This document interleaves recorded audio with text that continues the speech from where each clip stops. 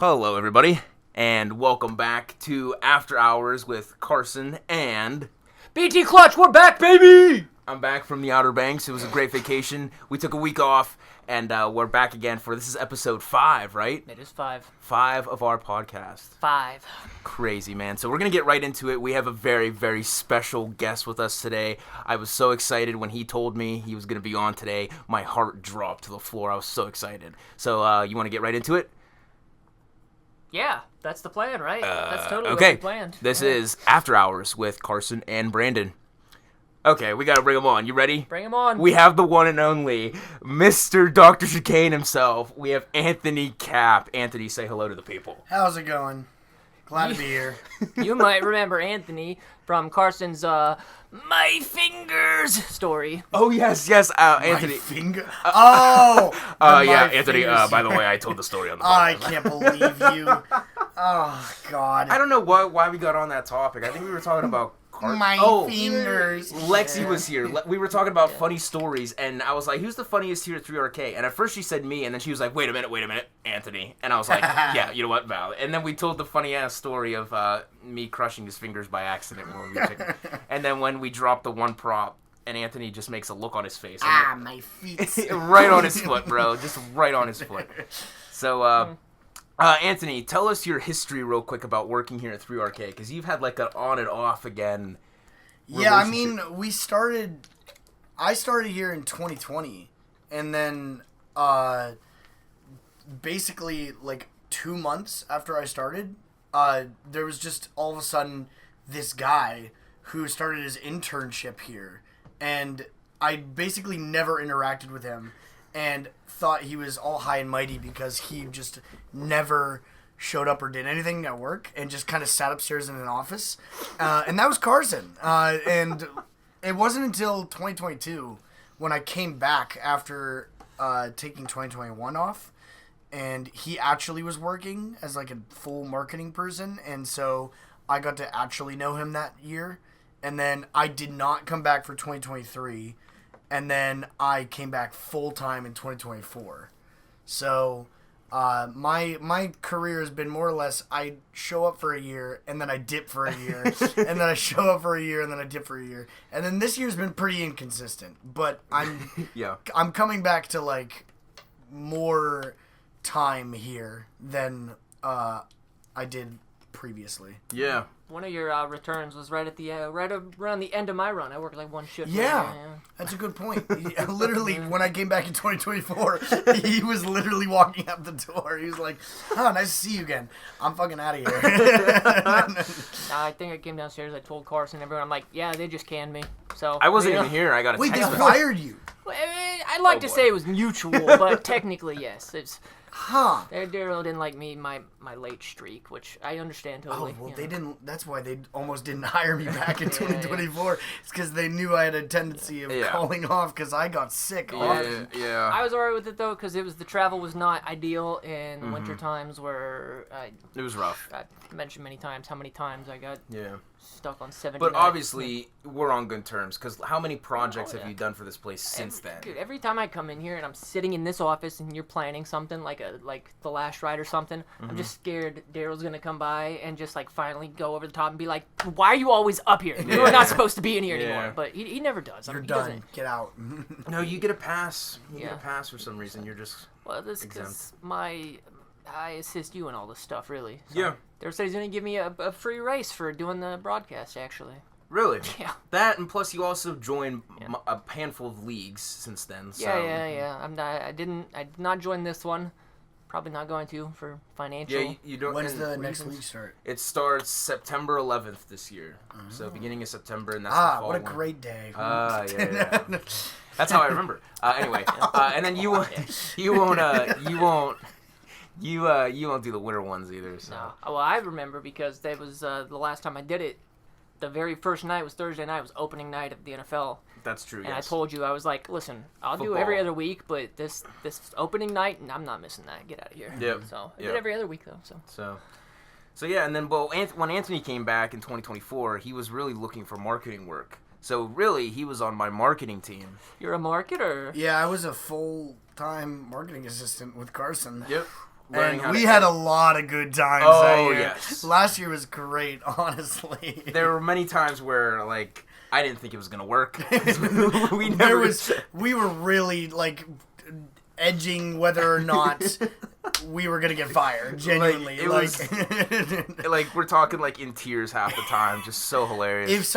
If anybody would have, like, come in, like stood outside the door for more than, like, 20 seconds, they would have realized how little work we were getting done and how much we were goofing off. But so much good content comes out of it. But it was so much good content. Yeah. I still can't believe that my first ever video I ever edited was a video that Karsen was like, oh, yeah, Daryl wanted us to have this really fun idea of a rebuilding gun machine or rebuilding the guns for the Big Buck Hunter arcade machine. Hunting game. And he had like this full like thing already recorded, but he didn't have like any of the audio for it. So he gave me the footage and I was like, you do realize there's like nothing here to make a video out of. And the audio was messed up.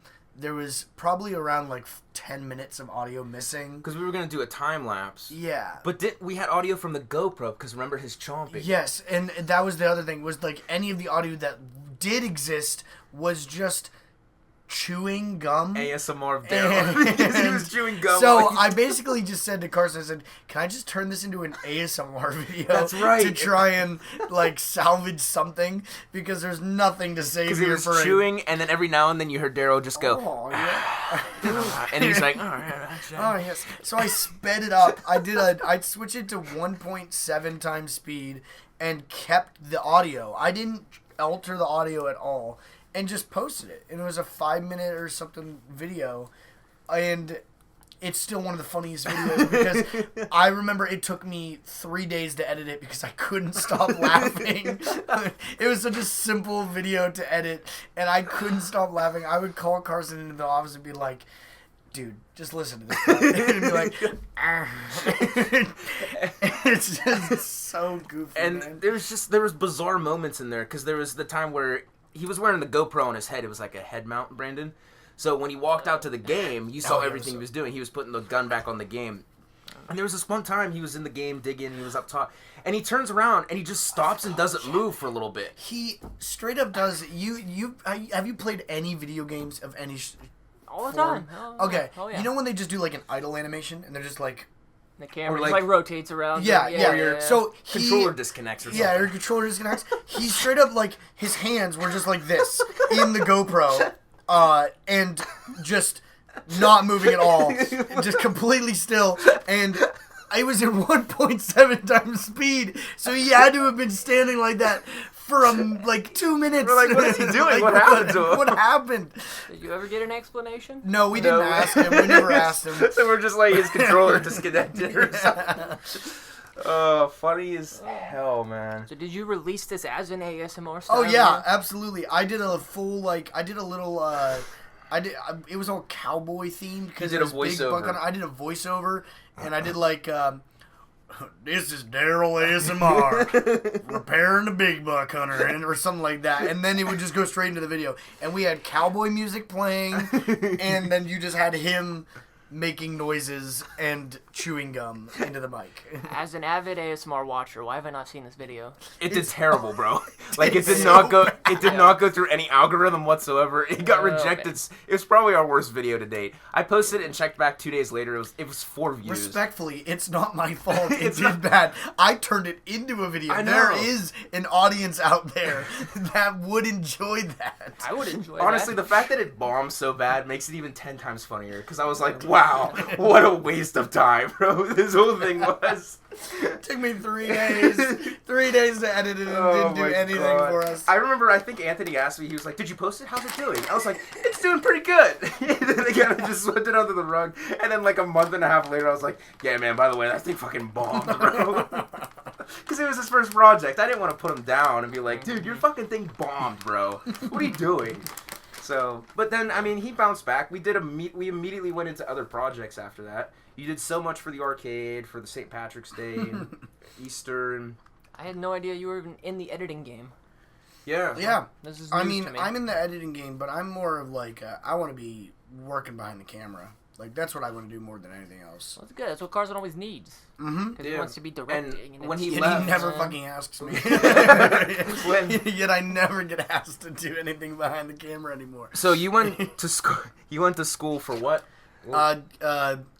Communications and digital media. Right. Okay. Which more or less is just bullshit slang for if you can, you know how to do anything video, audio, and digital production. Yeah. So the same thing pretty much as me too. So you interned at the Washington Wild Things, right? Yeah, and that's where I learned most of my like, I guess you'd say marketing skills. Right. Because I had to do like cold calling and sales. Ooh. Yeah, it was rough. I actually, weird thing, that was the most fun part of the job, was going in for 4 or 5 hours and doing nothing but calling old season pass holders for a minor league baseball team and then being like, oh yes, I'd love to buy 3 more season passes for next year. And I was like, sir, it's the middle of the season. Next year is crazy. I'm just trying to find people that haven't bought anything. Like, so. Speaking of ASMR real quick, Anthony brought me Sheets tacos. You guys ready? I'm going to take a big chomp in the microphone. Oh, God. That's gross stuff. Okay. We're unprofessional. So we just lost half our listeners. Yeah, oh yeah, everyone's... Chewing ASMR is not real ASMR, all right? It's not real. By the way, they both have food. I ate all my Airheads bites this Do you want a time. taco? I don't want a taco. Okay. You want that's Cheez-Its? okay. That's We're what so I'm eating. we're so unprofessional here. Don't forget that. So I'm going to be eating these the entire time. I'm all filled up. I'm good. I made sure to finish the Airheads before. Back to Anthony. Yeah. So you were at the Washington Wild Things, and then you came here? No. Okay. What was in between? What was in between? There was something else. Well, you said you gave in 2020, so we're talking pre-COVID or post-COVID?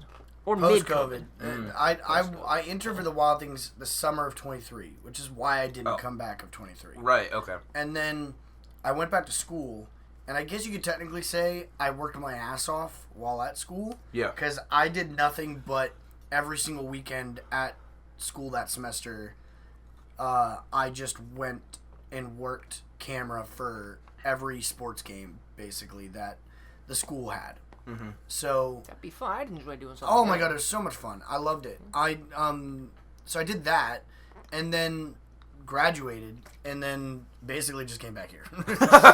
So no, there really wasn't much. And then I left in 24, right as Carts in the Dark started, after we did all of the Dr. Chicane stuff, which was unfortunate. Yeah, but I mean, still...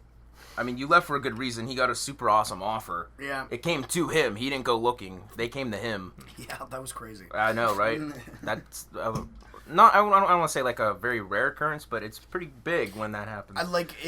I saw the job. I saw a job application for it, and was like, I'll throw my hat in the mix, basically. Yeah. So I sent an application. Mm-hmm. And then didn't hear from them for a month. Mm-hmm. So I was like, guess I didn't get it. Guess they found somebody else. And then they emailed me on a Monday that I had to work here out of the blue and said, you're hired, you start Thursday.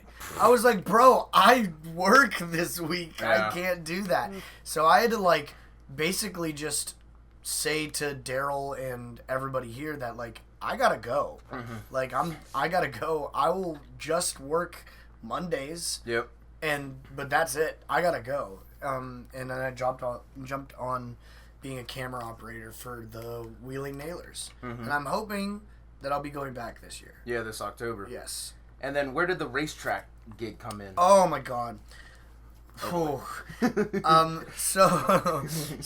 I basically, when it hit like beginning of March, I was talking to my other co-workers at the Nailers, and basically everybody was asking each other, does anybody have anything lined up after this? Does anybody have anything for the summer? You guys got anything? And nobody had anything except this one guy who I did like get along with, and he more or less said to me, at the time I didn't see it as a red flag. Looking back on it, I should have listened to him. He said, I have a job, but it's kind of a mess. And, like, very, like, all over the place. And so I was like, okay, tell me about it and shoot me an application for it. Well, they never shot me an application. They just hired me, once again, same way as the Nailers. And I went and worked a little bit for the Lernerville Speedway in Lernerville, PA. And more or less, it's a bit of a mess there. I worked for Dirt TV as a camera operator, and it was a bit of a mess. Dirt TV? Yeah, Dirt TV. Pretty prestigious. Yes. Oh, yes. Exquisite. No, they're great people, but they had zero idea of what they were doing, really. Like, they were all over, they still are all over the place. And it basically was like, I went 6 weeks with them not knowing whether or not they were going to cancel or not cancel a race. Because it's very weather dependent. Because it's weather dependent, which isn't their fault. Right. But also, if I have to wait until Friday night at 4 p.m., which I have to leave by in order to make it there on time, and it's very clearly thunderstorming at the time, and they haven't called it off yet, or it's supposed to thunderstorm, so there's no real point to go out if it's just going to get canceled. And they wait till the last moment 6 weeks in a row. I kind of had my fill of that. So I basically just said, F that, and gave up on that. Yeah, I see. You're better well off with the Nailers anyway, I think. Yeah, no, Nailers are great. Nailers are one of the most fun, like, environments to work in I've ever had. Sorry, Karsen. Sorry. Oh, yeah. Okay. Really? They're better than what we went through? I'm not gonna lie. What we went through was very funny, but that wasn't work. True. That wasn't work. Whereas I was literally just sitting on a camera watching a hockey game. Right. That's fun. Yeah. Like, that's a good time. All I have to do is follow the puck. Well, guess what? I would have fucking done that anyways if I was just there watching the game. Yeah. So it's pretty fun. Yeah. I remember we followed them on social media, and I was with you, and I was just scrolling, and a video came up. I don't know, it was like some action shots, and you saw it over on my phone. You went, "Holy shit, I filmed that yesterday." I was like, "Damn, dude." He's like, "That's my footage." It was like 4 people beating the shit out of each other. Okay. I was like, "Oh, that was me." I remember, I was like, "Was it that. a fight?" But I was like, "That can't be right. Why would they be posting a?" Yeah. So yeah. No, they the Nailers don't mess around. They beat the shit out of somebody every game. Maybe we'll get their mascot to join the race next year. They have 2 mascots. They have 2 mascots? Yeah, they have Spike and Buck. Spike and Buck. Okay. Spike is the OG mascot because I think they went through a rebranding at some point. Yeah. And Spike is like I guess they used to be like the Wheeling Hounds or something like that because Spike is a dog. Yeah, I seen him. He's like a dog looking. Spike is a dog and he's red. And then you'll notice if you ever go to a Nailers game, half the people there are wearing like basically Penguins jerseys, but they have the Nailers logos on it because that's what the Nailers colors are. And then the other half are wearing full red and like red and white, and they're also jerseys that have the Nailers stuff on them. And it's very confusing because it's like when we play red teams and I see like, Nailers people with red on, I'm so confused. So they have 2 mascots, and Buck is their new one, and he's a beaver, which I guess is like makes somewhat sense. I guess like a beaver has something to do with a nail. I don't know. So you need to get both of them in here in one-on-one race, basically. Yeah. Probably. Yeah. Find out who's better. Winner gets a spot in the charity race. Yeah. Oh, okay, like a playoffs to the mascot race. Oh, Jesus. Yeah. We'll make our own bracket. Yeah, we'll put everybody on there. You gotta do that for the pierogies. Oh, yeah. Bring all 6 of the pierogies in, and only one of them can make it to the charity race. Oh, my God. There's 6? There's 6, man. Is there 6? There might be 7, actually. I thought there was 4. See, okay. I'm not from Pittsburgh. If only Alan was here. We went through this before. Cheddar cheese. Yes. Hannah jalapeno. Bacon Burt. Sauerkraut Sal. Something Onion. Oscar the Onion. Oliver Onion. Oliver Onion. Yeah, I think that's all of them. I thought it was Oscar. No, there's another one. There's a discontinued one. She was a female. I think it was because her brand that she represented doesn't support the Pirates anymore, so they just they took her off. Deleted her. Yeah, they ate her. Gone. They ate her. They have their own brands? Yeah, probably it was Heinz or something. Like their own sponsor and stuff like that. Like Pittsburgh did get rid of Heinz. Yeah, because some of them have dump. Yeah. I don't know. I can't remember the brand. It was some weird pierogi brand. But it was JoJo and I. We were going through the roster of all of them, and we were like, "Wait a minute, who's this extra girl here?" Because she's nowhere to be found except for old pictures. And then it had a description. It was like she was discontinued after this brand backed out or whatever. So yeah, 5 I guess, 6. I don't know. It was funny you bring up Alan too, because I mentioned this before you came in. Anthony's actually wearing a shirt that says Yinzer on it. I saw that too. And it's verified. So should we do a quick round of a Yinzer test? Yeah, this is your thing. Go ahead. What Go ahead. is this? Speed run. This is your fault for wearing the shirt, man. All right. Oh. Anthony, for the record, has not watched a single episode of this podcast. Yeah, so. no. I didn't even know it existed. No, yeah, I came into work. Yeah, well. I came into work today, and I was like, "Hey, Carson's here," and I asked Karsen if he wanted to hang out after. He was like, "No, I got a podcast," and I go, "You do a fucking podcast?" It's podcast night. And everybody else that worked here today has apparently been on the podcast before, and we're like, "Oh, you gotta watch my episode. You love my episode." I was like, "Dude, I can't find the damn thing. I can't. I'm working, man." I guess we gotta work harder with our promoting. Yeah, you gotta do some more promotion. On, I just looked it up and I couldn't find it. It's on Carson's personal page. It's on my page, personal so you YouTube. search his name. Time. That's what I had Your to. issue. I just searched Carson's name. It's on your personal, bro. It's not big enough to have its own not channel big- yet. Yeah, you make your know? own channel. Now you tell us. We're 5 episodes in. Just we knew repost it was them. Yeah. Shut up. I also told him out of the 4 episodes we did, there's been only one time we had to edit anything out. Usually it's just raw feed. There was cut. 2, and they were all my fault. And then the intros where you Anthony, go. No, I know what it was about, and we don't need to talk about it. I'm just saying, this might be a shock to you, but sometimes I say things that I shouldn't say. Yes. No, that's crazy. I'm really trying right now not to say something I'm not supposed to say. Well, one wasn't bad. It was just I don't think God. I don't think the organization that I just said that. This section is getting cut. Anyway, the second time around, I was like, okay, that's gonna offend somebody. We're cutting that. But yeah. Anyway, there was only 2 times I really had to edit any of this, so they're pretty easy to put together, I would say. Chop off the intro of us going testing, and then just pick a random spot in the timeline, play it, see if it sounds good. And we're like, all right, fuck it, put it up. Yep. And then I'm basically the test dummy because I'm the one that watches them when they come out the whole way through. Yeah, he watches them beginning to end. I do put chapter times in the description of each thing you talk about, so you don't have to watch the whole thing. It'll take you. We try to at least. Sometimes, we go everywhere. Yeah, sometimes it goes too off the rails that it's like, oh god, what do I even do here?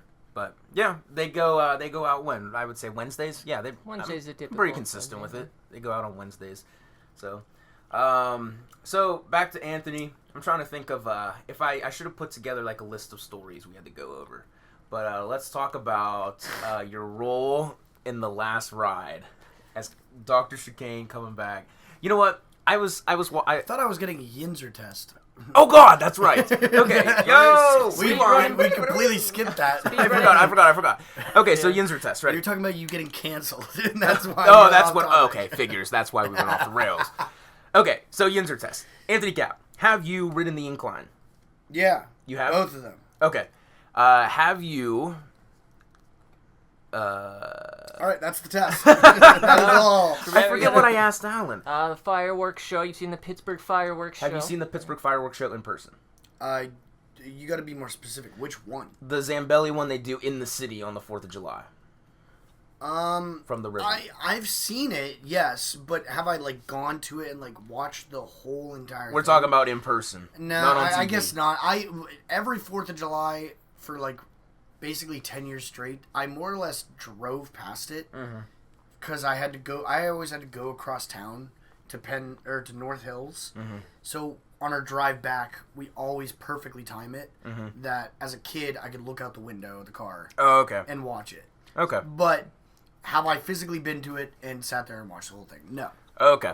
Gotcha. Do you like smiley cookies? Yeah. You didn't ask Gallon that one. I know, I just came up with that Smiley now. cookies are great, and especially when they're themed to the season. Oh, yeah. Yeah, those are great. Halloween ones are the best Oh, ones. yeah, the Halloween ones are really good. What is your favorite ride at Kennywood? As a kid, I would say Phantoms.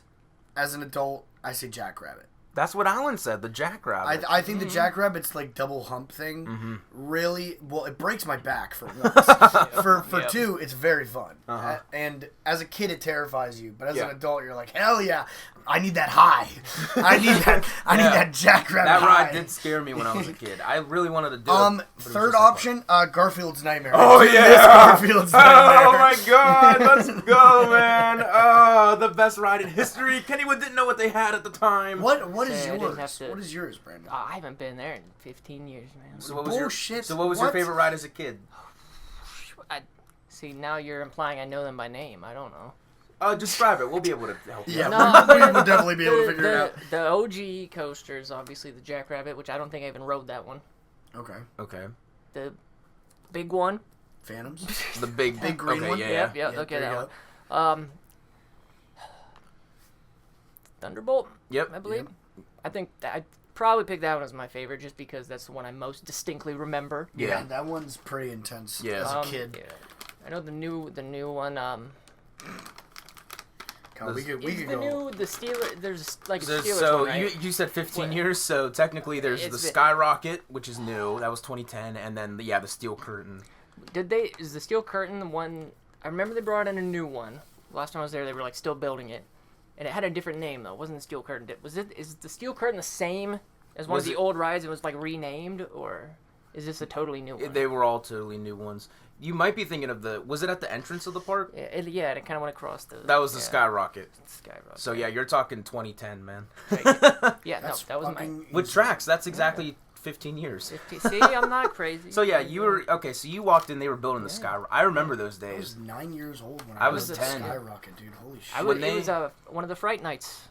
Oh too. really? Yeah. Yeah. Fright Nights were awesome. I did love those. So So wait, you never got to ride Skyrocket? You just saw it getting built? yeah. I was there a little after it was finished. I do remember it was Okay. open, but I didn't go on it, and I don't remember why. Well, it doesn't hold up But well today, but it No? does. Well. It's still a fun ride. Yeah.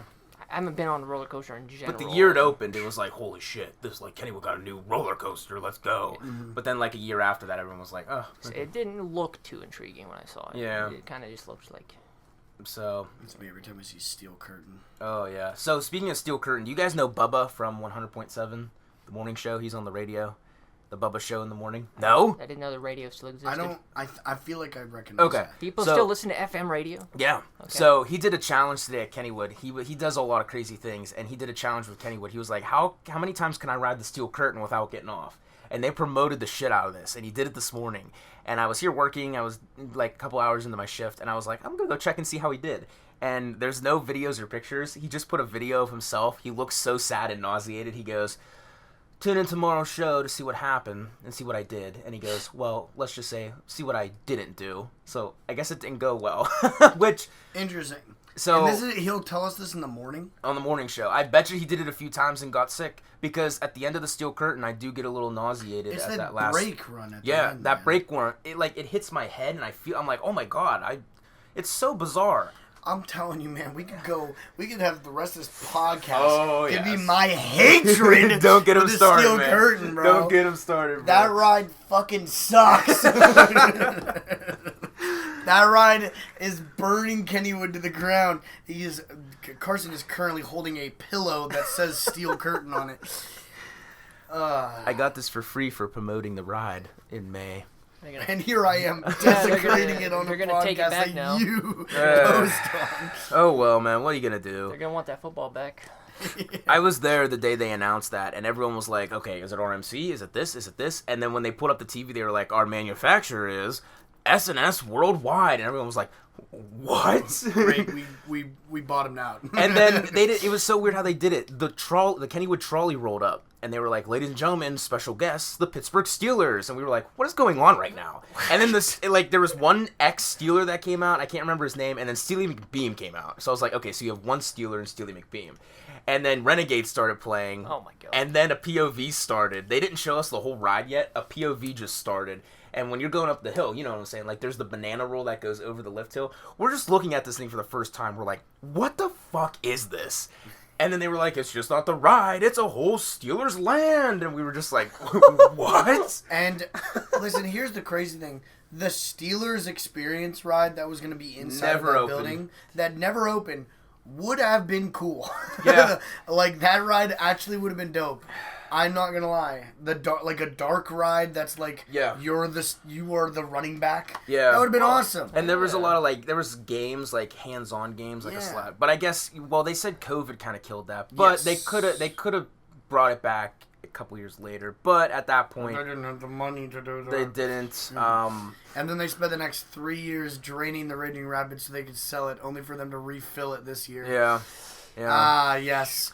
I love it. It's so hilarious, too, because they have a permanent haunted house in the Steelers experience. It's the Alice in Wonderland one. They keep that up year-round, which is understandable because you've been in it, and the sets in there are freaking incredible. Yeah, that thing scared the shit out of me more than any other haunted experience.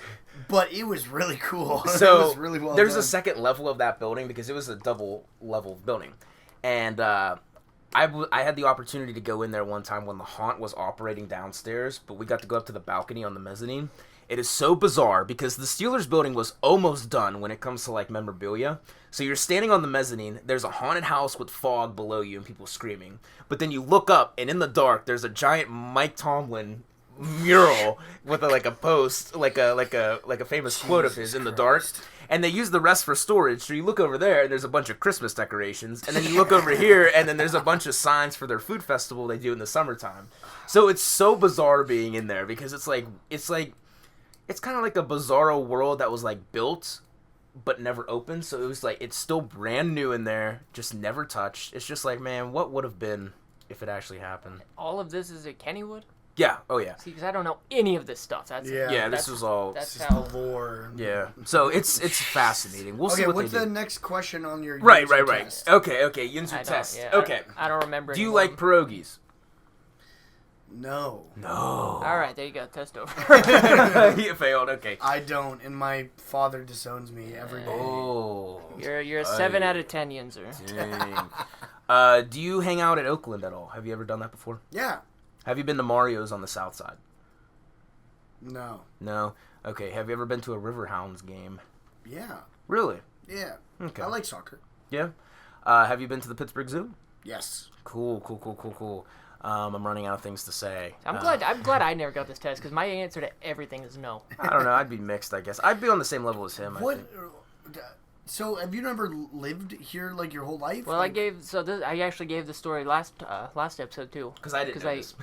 I don't know how you didn't know this. I feel like I I told you. No, I was born in Indiana. Moved from Indiana to Illinois to Indiana, somewhere else in Indiana. Okay. Then Kentucky. Okay. Then Mississippi. Okay. Then back to Indiana. Just going through the Midwest. Got it. All the Midwest, and then finally just boom, Pennsylvania, and then we were basically all right. This is final stop. And why Pennsylvania? Well, if you want the whole story, basically it was the whole my mom's job thing, travel, blah blah. So she's like, when the time came to move again, she's like, all right, this is for a district manager job. So wherever we go, it's gonna be pretty permanent. Yeah, for the most part. She said we got two options. All right. There's this place out in it's Midwestern Pennsylvania, somewhere you've never been or heard of. Just out in the middle of nowhere. Amish country, you might say. Or Myrtle Beach. Mm-hmm. But I am not in Myrtle Beach. Why didn't you pick Myrtle Beach? Because as a child, he's scared of hurricanes. I had a raging fear of hurricanes for no reason. No reason at all. Maybe just watching it on the TV. Which, by the way, sorry to interrupt. Dude, I'm just... hold on. Before you say anything, I'm just thinking about how pissed his mom probably was. Well, no, she leaves the decision to the should kid have and been like, I could live for the next 10 years in Myrtle Beach with my kid. I said this last time Fuck too. it, Also, we're going to the Amish country. we went to, after having been to Myrtle Beach a couple times, I don't fully regret it because like I did enjoy Myrtle Beach, but like I did find myself saying like I don't think I'd Unless love you're to on live the beach, here. it's kind of a mess. Yeah. So a very touristy area also, but So I was at the Outer Banks last week, yes, you are. and half of the Outer Banks is evacuating right now because of a hurricane. Oh, the one that was hit Category 5, I think. Right? Yep. Wait, what's the name of the one? Isn't it Aaron? Aaron. Yeah, have you seen its map route? It's coming, bro. Dude, have you seen its map route? Yeah. It hit Florida 10 times. It's like, fuck this place. It straight up started southeast, like northeast of Costa Rica, or Puerto Rico, and it comes over, hits the point of Florida, goes back across. It's now crossed it 5 times. It goes into Georgia, comes back down the whole way around, back into the Gulf, and then goes 5 more times across. This is not good because you remember the theory. There's theories that people think hurricanes are drones, and that's why it's constant. So this is just gonna fuel the fire. Fuck this They're gonna be place. like, they're targeting Florida, bro. Dude, I literally saw that as a meme earlier today. That it was just like somebody taking a lawnmower and just going back over their previous work. Like that weed won't die. That is crazy, man. That it fucking just did that. I'm not a conspiracy theorist, so I don't know about the whole controlling the weather thing, but I can tell you. Well, birds are drones by the government. I've heard, yeah. Yeah, remember COVID? COVID was just so they could charge them real quick. Yeah, no, he's right. When they're sitting on the telephone poles. When they migrate. they migrate, they go back to their returning to home. All I was gonna say is I just genuinely fully think Mother Nature's trying to take us out. But your ideas are much more She's entertaining. obviously trying to take Florida out. Sick of us, dude. Sick of us. Florida man survives. Dude, it's trying to rip Florida off the fucking United States, bro. It's just gonna be casted away. It's gonna be forever floating. Hold on. Here's a question I have. What do you think is more likely to happen first? Florida getting eroded away from the country, or the San Andreas Fault removing California from the country? I don't know. It's always those two states, man. Which state is being removed first? Either by erosion or by the It'll be so funny if they happen within the same week. At the rate it's going. The world is ending if that happens in the same week. Oh my god. At the rate it's going, though, that might be what happens. That is crazy. I think Cali will go first, respectfully. I think that the San Andreas Fault has a more likely chance of just saying, fuck this place, and just going this way. I've heard a lot of stuff about earthquakes and volcanoes lately. There's a lot of them cooking right now. That's a good point. Yeah, there's a lot of volcanoes that are... I stand by my statement. Yeah, Fault lines are saying, fuck this planet, and just... Something saying it, and... we're just here in Western Pennsylvania enjoying If we keep the show, fighting climate change, then Florida will survive. But otherwise, California's going first. I did not know the hurricane did that. Hold on, I'll find that video. That is so hilarious. But yeah, the Outer Banks is... So if I went a week later, I would have lost my vacation. So you sent me a little pre-video of the storm. There was a few crazy storms that we saw. There was one that was real scary out in sea and very terrifying. So yeah, I always get I don't know. Storms are. You agreed with this. Storms are scarier at the beach. Yeah, because the one I saw at the beach, I wouldn't say scary because it was one of those few storms where I was like, I'm not stepping outside or I will die. Yeah. But because the lightning is insane, but mainly because you have a clearer view of it. Yeah. But. And then, and then all the science stuff that goes with water in the ocean and temperature and pressure and I don't know. Wasn't stuff. fucking with it. So, but it was a fun time. Do you think we'll wrap it up with that Yinzer test? I think he's done. Yeah. He's got the shirt on. That's enough, Yeah, if he wasn't wearing the shirt. Listen, it's a comfortable shirt. That's good. That's good. So, what was I going to bring up before the Yinzer test? Oh, we were going to talk about his role in the last ride while he's pulling up the hurricane details. Yes. That's more for you, because you were... So, I've mentioned this before about how Dr. Chicane came to be, where he had the idea of a mad scientist because he had the costume, and then you came to me one day, Anthony, and you were like, I got the name, Dr. Chicane. I was like, oh my fucking god, I love it. It was like, this thing couldn't have, formed faster than it did. It was like, oh my god, there was no disagreements whatsoever. That's how I knew Auntie and I were destined to work together, because it just seemed like he came up with the same great ideas that I have. So it was Great like, ideas holy or fuck. chaotic ideas? Chaotic, very chaotic. The but, two go hand in hand. All right, Yeah. here's the video. Okay. So No one else could see this. It but us. goes over once. Yep, it went over. Doubles it's going back. It's coming back. It's coming back right. It Oh my does god, it. right over it. Two. It's coming back. It's turning around. Still a category 4, by the way. Yeah, Oh. now to category 3. It hits hitting Oh the my capital God. of it. Down to 2, down to 1. Now here's the best part. This thing just goes, let's refuel. Oh my God. And hits the same point again, Oh and then my it goes God. back up to a category 5. Oh my and it God. comes back and hits it again. What I love That is is so crazy. it has the little like the cone And then that- over again. and then it doubles back again. And then it goes back. It Oh goes my god! It is straight up scraping Florida. It is just like it just won't fucking die. The little outlook cone that kind of shows where it's going makes it feel like And it it's like goes a back to living category presence. Oh my Five. god! It feels like it's like a living presence, and that's like its eyeball. Yeah. It's just like, hold on, I missed a spot. So Yeah, that's more why alive than ever. I've never seen a hurricane ever do that. Me where either. Where it's hit it 10 times and That is it does crazy. not show that it's going north yet. Has anyone checked in on Florida? Are they okay, bro? Well, now listen. In reference to our last episode, though, how can we conclude that's not AI? You know. True. True. You know? That is true. You just It could put be that those out there. smart drones, man. The AI hacked the drones, and that's how they're gonna take us out. Maybe the hurricane was a Rip Ride Rocket fan, and they were just like, You think this I have been on that one. Rocket? we don't have to remove We it. lost it. It's gone. Oh no. Rip Ride Rocket is a roller coaster at Universal that I've been on closed. that one actually. Yeah. You really? I've been Yeah, on that well, one. guess Yeah, oh what? yeah. It got shut down. It and closed they're gonna- yesterday. It closed yesterday. Yeah, they're gonna They remove shut it. it down so that they could. And I quote, Universal wants to put a bigger staple ride that has greater viewing. AKA, they want to put a coaster there that is more of an eye catch rather than Rip Ride Rocket. That's the reason. That was what they said publicly. I mean, that thing went straight up. It's pretty. I know, eye-catching, right? yeah. That thing goes That's cool. straight up, but the problem is the ride doesn't technically do an inversion. It actually Right. Yeah. purposely does a pretzel roll and doesn't do an inversion. Oh, yeah. And that's why not many people ride it. That and the straight 90-degree up, which also isn't that big of a So freaking like deal. extreme coaster lovers don't like it because it's too lame, and then it discouraged a lot of people because of the first hill. So like there's a middle right there. Which is that- me. Yeah. Which I don't ride anything. I rode it a except few for times last time. really uncomfortable rides. I loved Yeah. all the rides down there actually. Do you remember what song you picked on the touchscreen? God, I don't remember. Sabotage by Beastie Boys. I don't every, remember every the time. options. Mine was Yeah. "Can't Touch This." I can't remember. I think I just did that the same every. When you time. go over the top and it goes, I can't stand it.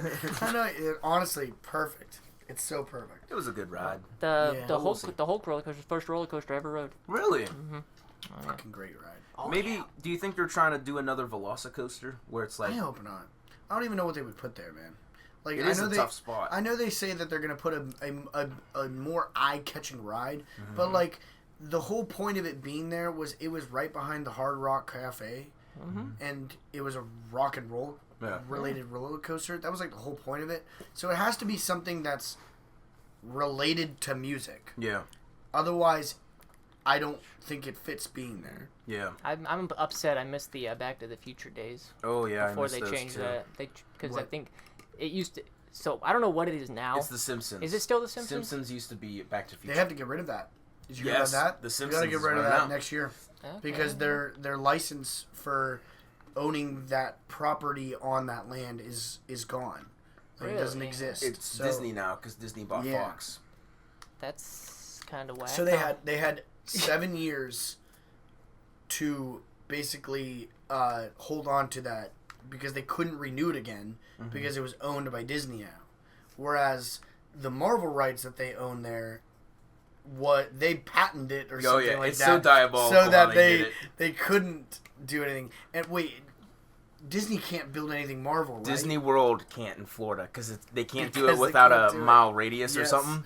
So that's why there's no Avengers. There's no Avengers Land at Disney World because it's too close to the Orlando one. Yep. Oh, and cool. they Wait, patent the rights to He's build confused. stuff. How close are they? I don't Within like 5 miles of each other. really. Yeah, they're really. So that's why California is getting all the cool Avengers Yeah, stuff. yeah. But see, here's the thing: that Spider-Man ride at Universal is beloved, they ain't ever getting rid of that. Yeah. So like, That's Disney the best World, dark ride you could ever ride. Yeah. Anywhere. Oh yeah, I love that. it is so much better than the Tom Holland shit they built in California, where it's like you get the web things and you do this the whole time, and you go into There's not gift a shop. single Disney dark ride I would ever like go out of my way to go and ride when I could just go to Islands of Adventure and ride that ride. That Men in Black one was pretty sick. Oh, the Men in Black one's great. See, Universal's great at dark rides because you got the Yep. Transformers one, you got Men in Black, you got all the Harry Potter things. Yeah. My brother got stuck in the Harry Potter one once. Yeah. Me too. Yeah. Doesn't matter. I still loved it. The Gringotts one that like the track tilts and then launches you out. Yeah, stuck on that tilt. I got stuck on that, and I was like, "Well, this isn't very fun." And then all of a sudden they were like, "You're going." That's great. I got turned away from it because they told us they were stuck, and so I never actually even got to see what it's like. It's a I cool got ride. on it. It is. Yeah. I don't even like Harry Potter, and I like the Harry Potter Yeah, one. I didn't go into like any of the Harry Potter. Even though they area. took out the Jaws ride for that one. Jaws ride sucked. So okay, it was so great. No, I'm sorry. I gotta be honest with you. It's still in Shanghai. You could ride it in Shanghai. Yeah, but have you watched the POVs recently? It's probably of looking rough. Shanghai's entire Where Universal the boat stuff? stops is like the shark's gonna pop up and it never does, and then the captain just has to work with it and be like, okay, maybe not, and then we'll just keep going. Oh no, I guess we already shot it. I'm just that good of a shot. Sometimes the shark doesn't come up; it malfunctions. how so long then- ago was that one? Because I was on one similar, but it wasn't. Florida was I don't think I did. 2011, I think, I could tell when you they closed it. if And it Harry Potter was- came a couple years if later. I was there and it was there, I didn't do it because I was too scared probably. But what's the one with like the subway when you're on the underground subway? Oh, there was Twister and there was Disaster. Which it was one? Disaster. Twisters. Twisters was cool. They were both similar. Disaster's one scared me though because you were actually like down and Yeah. Yeah, felt yeah. like you were in an actual subway station. Because Disaster was... Wait, which one was the one you were in a vehicle? The Disaster. That's 'cause Disaster. you were like Twisters, on a you train. were on foot. Twister, you would just... Yeah. Oh, really? You were standing on you were like a s- deck. Yeah. Oh. Yeah. Twister was like you were acting as if you were in the what's it called, the from the movie whenever they are inside of that like shed, that whole that's like a garage basically, Oh. and all the cars come through the ceiling and everything, and they're like in those little alcoves, the Yeah. mechanic alcoves. Propane tank explodes, Yeah. makes a fire tornado. Yeah, the Twister ride. So it was like acting as if you were like standing in that shed or like crouching in that shed. I think they even had like the ground like drop a little bit at Yeah. one point to scare you. Wow. Yeah. It was a really cool ride. I like it. Was that, a yeah. whole walking ride. There was a lot that scared me at Universal as a kid, so Did you do the Terminator live action thing? I did not. Oh my So god, let's that was run awesome. through it and show Yeah, Brandon how yeah. different this place is nowadays. Yeah. Wait, let me ask you one question first. Okay. So the Simpsons one. Yes. It's the So same thing as Back to the Do they Future. have to? But so do they have to change it, or is it like Yeah, they have to. Okay, because the way you worded it, it made it sound like they were like losing the land, like the actual. No, so basically, like the Disney owns the rights to Simpson, Right. Yeah.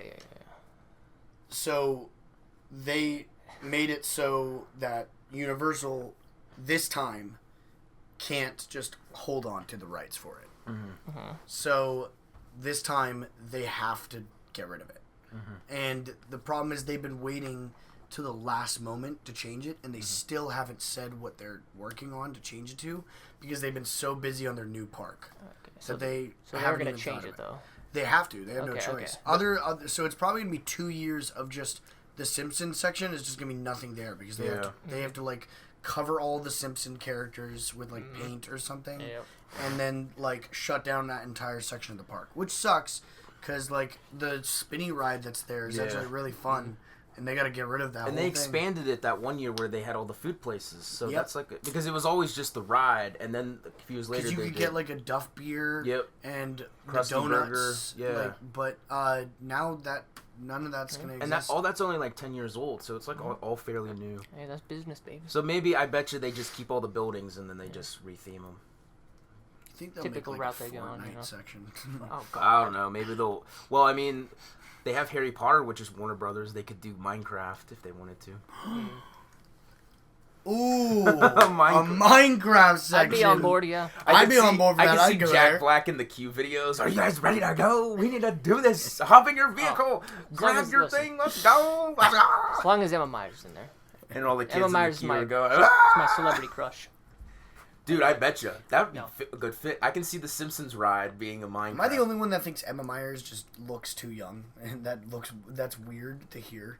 Emma Myers? Emma No, Myers. I just said Emma Myers is my celebrity crush. You didn't Yeah. hear it. Oh, that's is she why. from Minecraft? Yeah, Yes, the she's Minecraft girl. girl. Is she the chick movie who's girl, also yeah. in Wednesday and everything? Yeah. That Oh, one, okay. yeah. How old is she? I thought she was in a... She's like like a she's couple in years her- younger than us. Oh, okay. Like, I think she's Yeah. like 22 or something. She does look. She looks really young. You know. Yeah. She looks like she's 14. All right, let's calm down. Whoa. Brandon likes a 14-year-old. Okay, so real quick, let's run through the park. Let's show Brandon, because he's bringing up all these old attractions. Jurassic Park. Jurassic Park's still there, but we're going to stay in this one park for Are we now. doing Okay. studios or Let's just do studios, because I feel like that I don't one... remember studios' I entrance. think I can get it down bad. So, Shrek 4D, which was... Yep. Yeah, I Shrek remember 4D is now a Minions Villain Con walkthrough thing where you stand on a conveyor belt and you shoot. That was recent. Oh, okay. Wait. Okay, now I do remember. Do you remember Jimmy Neutron? I do. Yeah. That's yeah. Despicable Me now. That whole area is a Minions area now. Oh, it makes sense. So, Well, did you not know this? So bad. It's Twisters. so bad. Twisters is now Race Through New York with Jimmy Fallon. Hate it. Not a great ride. Hate it. No, it's bad. Don't even want to hear the rest of it. Speaking of bad rides, Disaster is now the Fast and Furious ride, which is universally hated. Which It's so bad. How? How does that work? Because it's like one area. It's not like a moving ride, really, right? it feels like it. It's the shortest ride ever. I rode it as a walk-on, and It's so short. It's Yeah. so short. there was no line, and we still didn't feel like it was worth it. So I was like, imagine waiting hours for that. It was such a short ride. You're riding on a bus, and it's like the thing where there's two screens on the side, and it feels like it makes it look like you're speeding down the highway. Yeah. And for some reason, the actors are all CGI half the time. So like Vin Diesel's talking, but you can tell he looks like he's from a Vin PS3 Diesel, game. yeah, he looks like he's from like a PS3, PS2 game. He does this thing at some point in the ride where he literally just turns his wheel, and then the car just decides to go on its side and does this like in between two trucks thing, and then he jumps out the side of it and grabs onto a helicopter and pulls a helicopter out of the sky. And it's just like, man, how do people like Fast and Furious? How is this interesting? It was so weird too because it had like 2 pre-shows with like a live actor, and it was just so it was so much build up for nothing. Yeah, So no, that's bad. That's why that ride's not gonna last. that's either. why I like the Terminator one, because the build-up was good. So what's And the Terminator? road- Isn't it Jason Bourne now? The Terminator thing. Oh my god! It's like it's the What? same premise. Though. I'm never going back. Yeah, look it up. It's like Jason Bourne in 4D. So Dude, the Terminator one was sick, because it felt like... yeah, Maybe it's because I was a lot younger, of course, but it felt like real. yeah, Like the lady was talking, giving the speech up in the thing yeah. about Skynet, and I was like... And like little me as a child, I was sitting there and I'm like, "Am I actually gonna get killed by robots right now?" I thought I was I'm gonna genuinely die. scared. I thought I was yeah, gonna yeah. die on the Bourne jaw. Stuntacular. Yep. Oh, that's terrible. When the fire came on the Jaws ride, I thought I was gonna die as a kid. That's how I felt on Twisters. Genuinely. Twisters I'm was gonna a die. little, yeah. Twisters was I'm gonna die. There's a car comes to the roof, Yeah. and an explosion happens Yeah. within I feel- 50 feet of you. I feel great that we all had the same kind of experience at Universal. Yeah. Because I you always come off those rides, you're like, oh my god, Yeah. I feel invigorated. Yeah. Let's go on the So, Transformers ride. I Yeah. always say like Disneyland's kind of like whimsical, and then when you go to Universal, it's like I'm gonna fucking get killed. Like a Yep. T-Rex is about to fucking drop at us. So the Transformers ride, what was that originally? I 'Cause think that they got added in like 2008. I think they built that from the ground up. That was an Really? Yeah. See, I don't remember that one. Oh. The Yeah. Mummy is still there. The Mummy's great. I don't think I did the one. Oh, great roller coaster. E.T. is still there. Yes. Great ride. Oh, That's classic. a walk-on ride, but it's honestly so good. It's Such yeah. a great ride. Yeah, that's like I think that's the last OG ride there. Yep. It's crazy how many times I've been there, and No, Men in I Black. haven't been on some of Men in these. Black was an OG. Men in Black, I consider to be an Oh, OG. okay. Men in Black was there when Jaws, Mummy, Right, yeah, E.T., Terminator, Twister, I can Men see in it, Black yeah. and E.T. are the OGs. And then obviously Back to the Future got turned into Simpson. The Woody the Woodpecker ride got turned into something else. It's a now. DreamWorks area. It's like a kid's DreamWorks area. What is it? Like Puss in Boots now or something? There's Shrek, the Trolls or the roller coaster. That's now. what it is. It's a Trolls coaster. now. Yeah, it's a DreamWorks area. And then they took out Jaws and put the new Harry Potter area in. and connected. Mm. And connected the parks. Oh. Which, respectfully, the Harry Potter area is cool. It is cool. Yes. You can't diss on the Harry Potter area. You didn't mention Barney and the Animal Live thing. Oh, and Fear Factor. Those are all gone. I don't know either of those. They were shows, but they were there. I don't remember being old enough to remember those. Yeah, I remember them being there. I think that's it. What this is the other park, I think, but the Dueling Dragons. Gone. I know Gone, but that gone the ride that gone. The ride that replaced it though is S tier ride. It's my favorite ride of all time. So the ride that replaced it is amazing. I did like Dueling Dragons. Dueling Dragons was really concept was awesome, but like half the time I went on it, they didn't launch the other side, so I'm kind of. They're like, all right, red train only's going today. Like, I know, right? red track only, guys. And I'm like, look at my dueling. But I want to go blue. Fuck. No, I just wanted to be dueling with somebody. Now I'm just. Isn't it weird that like they could have kept Dueling Dragons there and it still would have fit for the Harry Potter theme? I thought that's like when I first heard about them. I thought. Somebody said they were going to turn it into something Harry Potter related to keep the ride, but I guess they never did. They turned it into a new ride that is really cool, but like did they like rebuild the track and everything? No, they got rid of everything for Dueling Dragons. Gone. There's not the only aspect of Dueling Dragons that does exist, which is cool, is those two beams that the lift hills go through. Oh. And the reason they kept those there is because the new coaster goes through those. So if you know that when you go to ride that ride, it's really cool because you're like, hey, this is like, they still use the framework for the station and all that stuff from Dueling Dragons. For the sake of the nostalgia. For the nostalgia. Yeah. Anthony's a coaster enthusiast. I am a very big coaster enthusiast. I rode my 101st coaster on in July. You keeping track?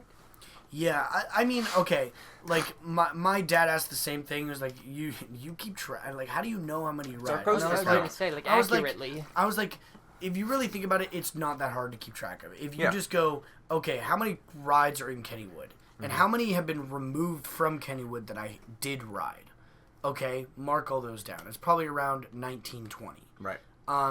If you're thinking about Cedar Point rides that existed at some point over the last 20 years that I rode and no longer exist, that's at least 30, maybe 35. Yeah. So I'm already at 55, just estimating. From your and childhood. Then we're not talking about every single ride that we just mentioned that got deleted from Universal and got replaced. So like Dueling Dragons, and now the 5 other rides that are Harry Potter themed.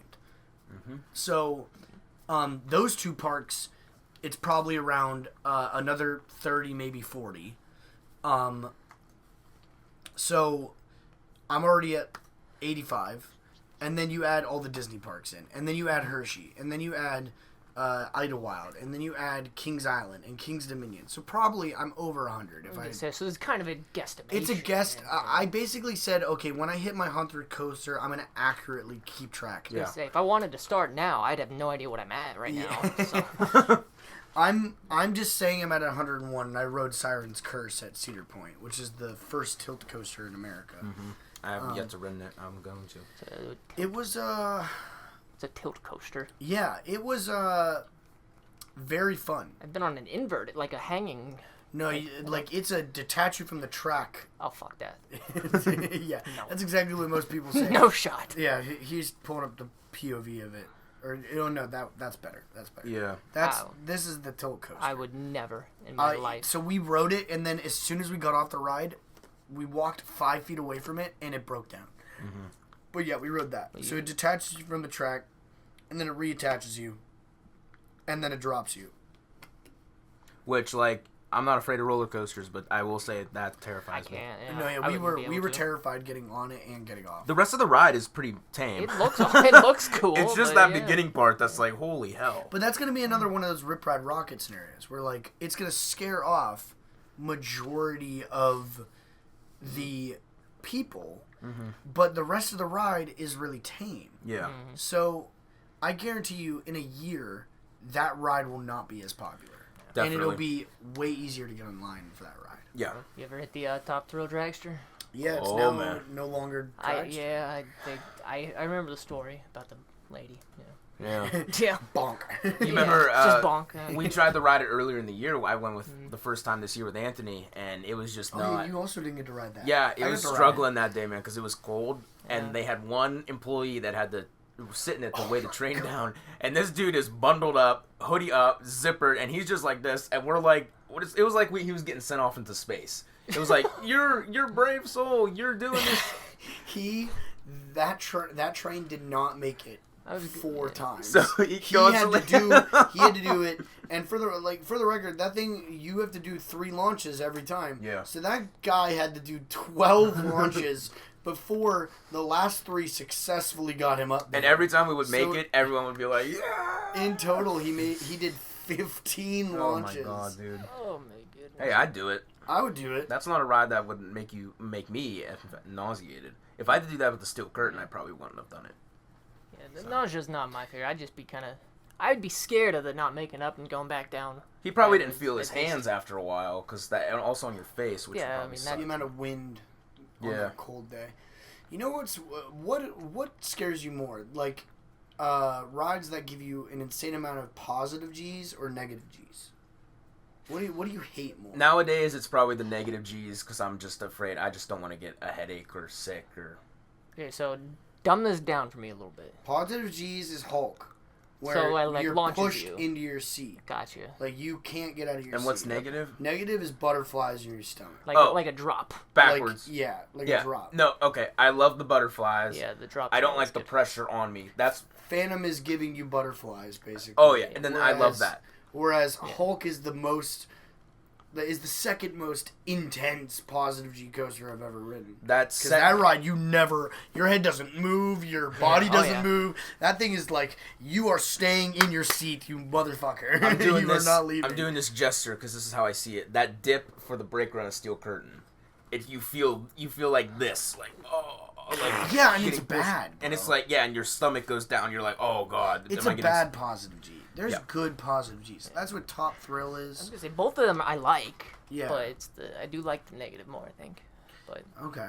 I think whenever I went to Universal a couple years ago, whenever that was, and I rode Hulk again, I enjoyed it more than I think I ever have.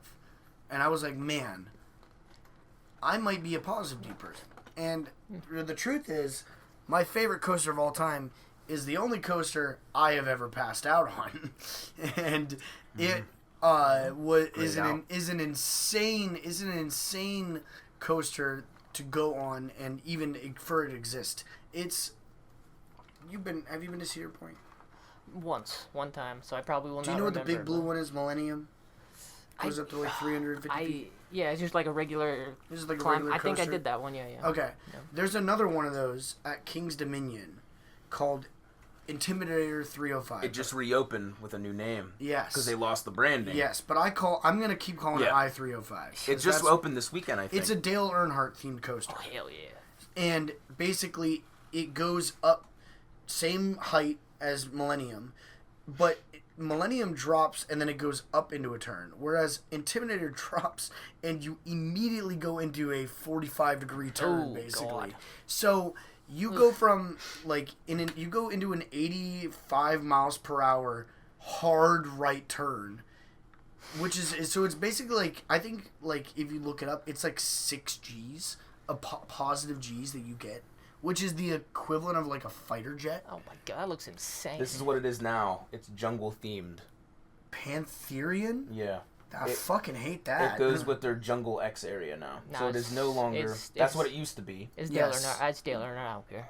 I passed this going to the Outer Banks. You could see it. You It's pretty- passed out on this thing.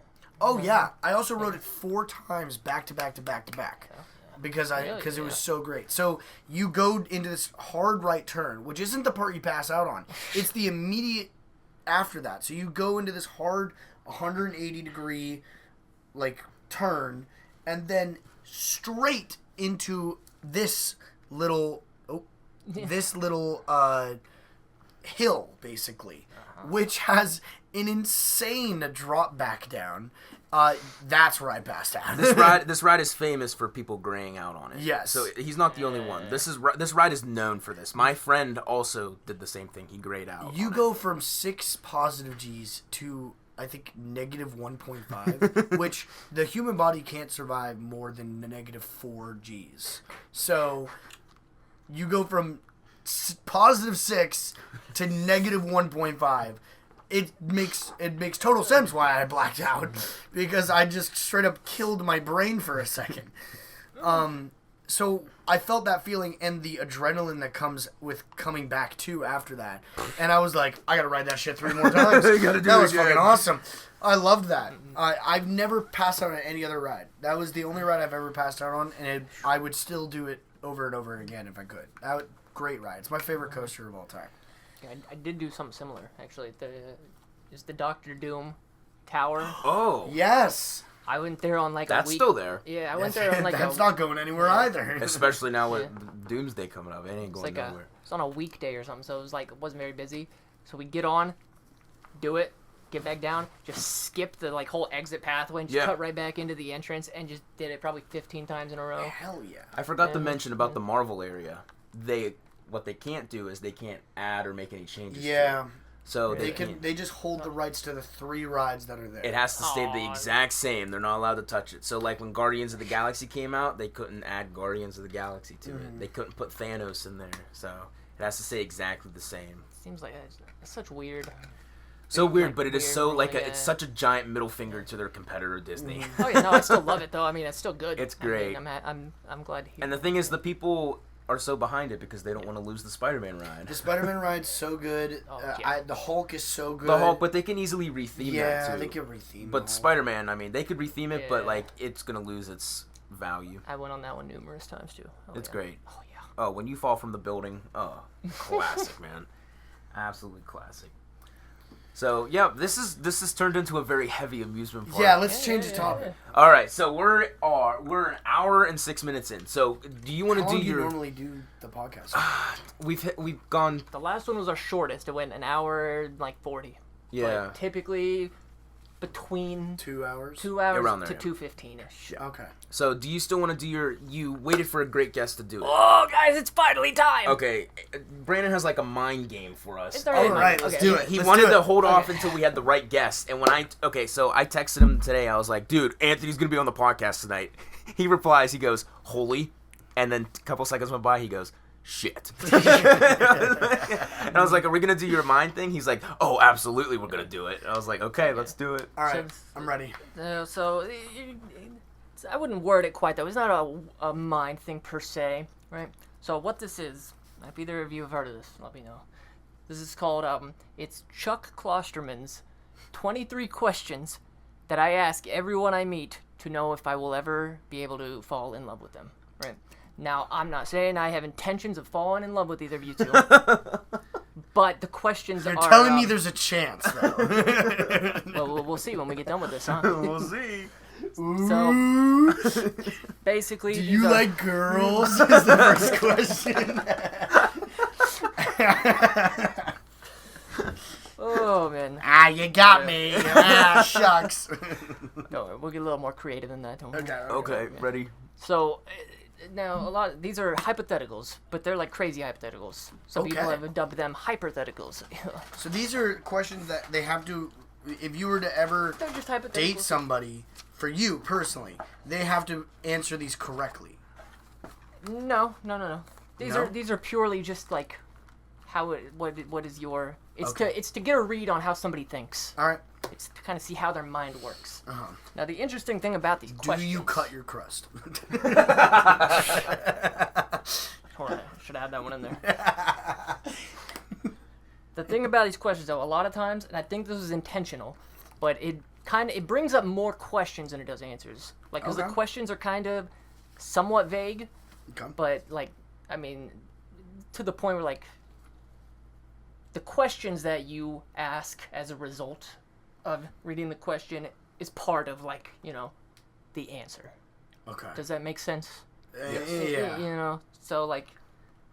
So the question is the question. Yeah, so, like, you're gonna have more questions than answers, probably, when I ask these, and I think that's part of the point, too, so... You just made a mess on his computer. I just got taco cheese on his laptop. And you didn't even warn the viewers, so they just got a disgusting crunch. I'm sorry. Oh my goodness. They're really excited for these questions, and you just go into the fucking mic. It's a Sheetz taco too, not a Taco Bell taco. Yeah. By the way, there's a couple of these that I have marked off because they are questionable to be read on live air. Oh. Okay. Only a couple, only a handful though. Don't make me go editing, please. No. We'll be good. So Okay. these are so, and I've only gone through like 8 of them. I've read them all, but I've only actually sat and thought about a couple of them. So I'm kind of going in about as blind as you are. All right. So you ready for the first one, gentlemen? Yes. Ready. All right. I love reading these. It's my favorite part. Let us assume that you meet a rudimentary magician. Okay? Okay. Let us assume that he can do 5 simple tricks. He can pull a rabbit out of his hat. He can make a coin disappear. He can turn the ace of spades into the joker card. And 2 other tricks in similar vein. Right? Okay. These are his only tricks. He cannot learn any more. He can only do these 5 tricks. However, it turns out that he is doing these 5 tricks with real magic. Oh. He can actually conjure the bunny out of the ether, and he can move the coin through space. Listen, I told you it's creative. Okay. He's legitimately magical, but extremely limited in scope and influence. Uh-huh. Would this person be more Hold on, let me word that right. Would this person be more impressive than Albert Einstein? What did Albert Einstein do again? He was the genius. squared? Yeah, he was the math genius. But what was his accomplishments? What do you mean? Brother, Well, energy. Everything. Discover energy. Without him, I don't think we'd have With- Oppenheimer. yeah, I can tell you that. Yeah, without him, we wouldn't have like most, if not like modern, like anything like after the 40s, like technological. He advances. opened up. I remember the quote from the movie. He opened up the door for the new age Yeah. quantum physics in Oppenheimer. that they dove into. Okay, Oppenheimer. why we Yes, all yes, know yes, this yes. from Oppenheimer? Because we're obsessed. This dude lives on it. I Okay. saw that movie with him. It's a great movie. We're getting off topic though. We are. Focus on the question. I'd say Albert Einstein. You think so? I think it's very impressive that he can genuinely. Well, okay, not just impressive. He's literally magical. Yes. Which is insane, but like, you know the crazy shit we can do today. Yeah. Yes. That definitely like if I went back to somebody in the 40s or the 30s and showed them Venmo. Carson's actively pulling up Venmo to Venmo me money. If I showed somebody a phone Yes. in the 30s, dude, I would get burned at the stake. Yeah. I would be a Salem witch trial. They would consider that legitimate magic. Yeah. So Well, my I think I would say Einstein is more impressive. So the questions that arise for me, because like I said, I get more questions than answers. I need to know, like, was he born knowing how to utilize Or did real he magic, learn or it? did he learn it? Because he Albert learned it, it would Einstein, be cool. yeah, that's what I'm saying. Now, if you're just born with it and even he doesn't know how he does it, is it impressive? Yeah, but it's like, Is this your card? Did No, he- that's the yeah, Joker yeah. card. I go, fuck. did he Turns earn? out he's not actually good at the magical magician tricks. He's just like hoping every time that like, is this your card? And he just switches it to the Joker card every time, and he's just like, I had the 4 of clubs, and then he's just like, fuck, shit. I thought you had the Joker. I just want to The know. rabbit out of the hat would be very. That would be. Yeah. That would freak me out, because then I would immediately, my next question would be like, can you put this in the hat? And I would hand him something, and he'd just be like, yeah, and he would put it in the hat, and then he would pull out a rabbit again. Be like, where's my thing? And he goes, it's fucking gone, man. It's in the ether. Well, rabbits would never go endangered. So Yes. That's, Yeah. I just need to know, did he earn his abilities? Yeah. Or did he just kind of... Yeah. Yeah. He worked hard to learn that. Did he, though? Yeah, that's the question. Did he? We don't know. What era is this magician? Like today. It Modern doesn't, day. yeah, it doesn't specify, but... Like I said, that's why it prompts I me. don't This know. motherfucker comes into 3RK. tomorrow.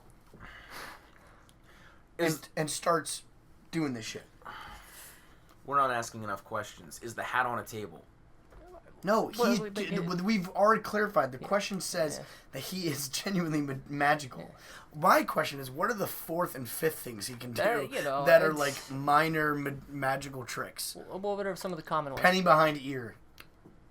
Yeah, he could. Well, that was the second one actually. He said yes. Then I would have been no. yeah. You could probably YouTube that. How do I do this again? We'll show you. Yeah, but he's not doing it by YouTube. He's not doing it. He's actually moving the coin through space. Oh, so he's actually... Yeah, so yeah. he could just go... He's genuinely turning the Ace of Spades into a Joker. So Yeah, this yeah. dude's like a mutant or something. Yes, yeah. That's why But he has 5 mutant powers. Yeah. And it's turning... Yeah. One of them is just moving a coin 2 feet. They're entirely useless. Okay, so this dude ain't fucking natural.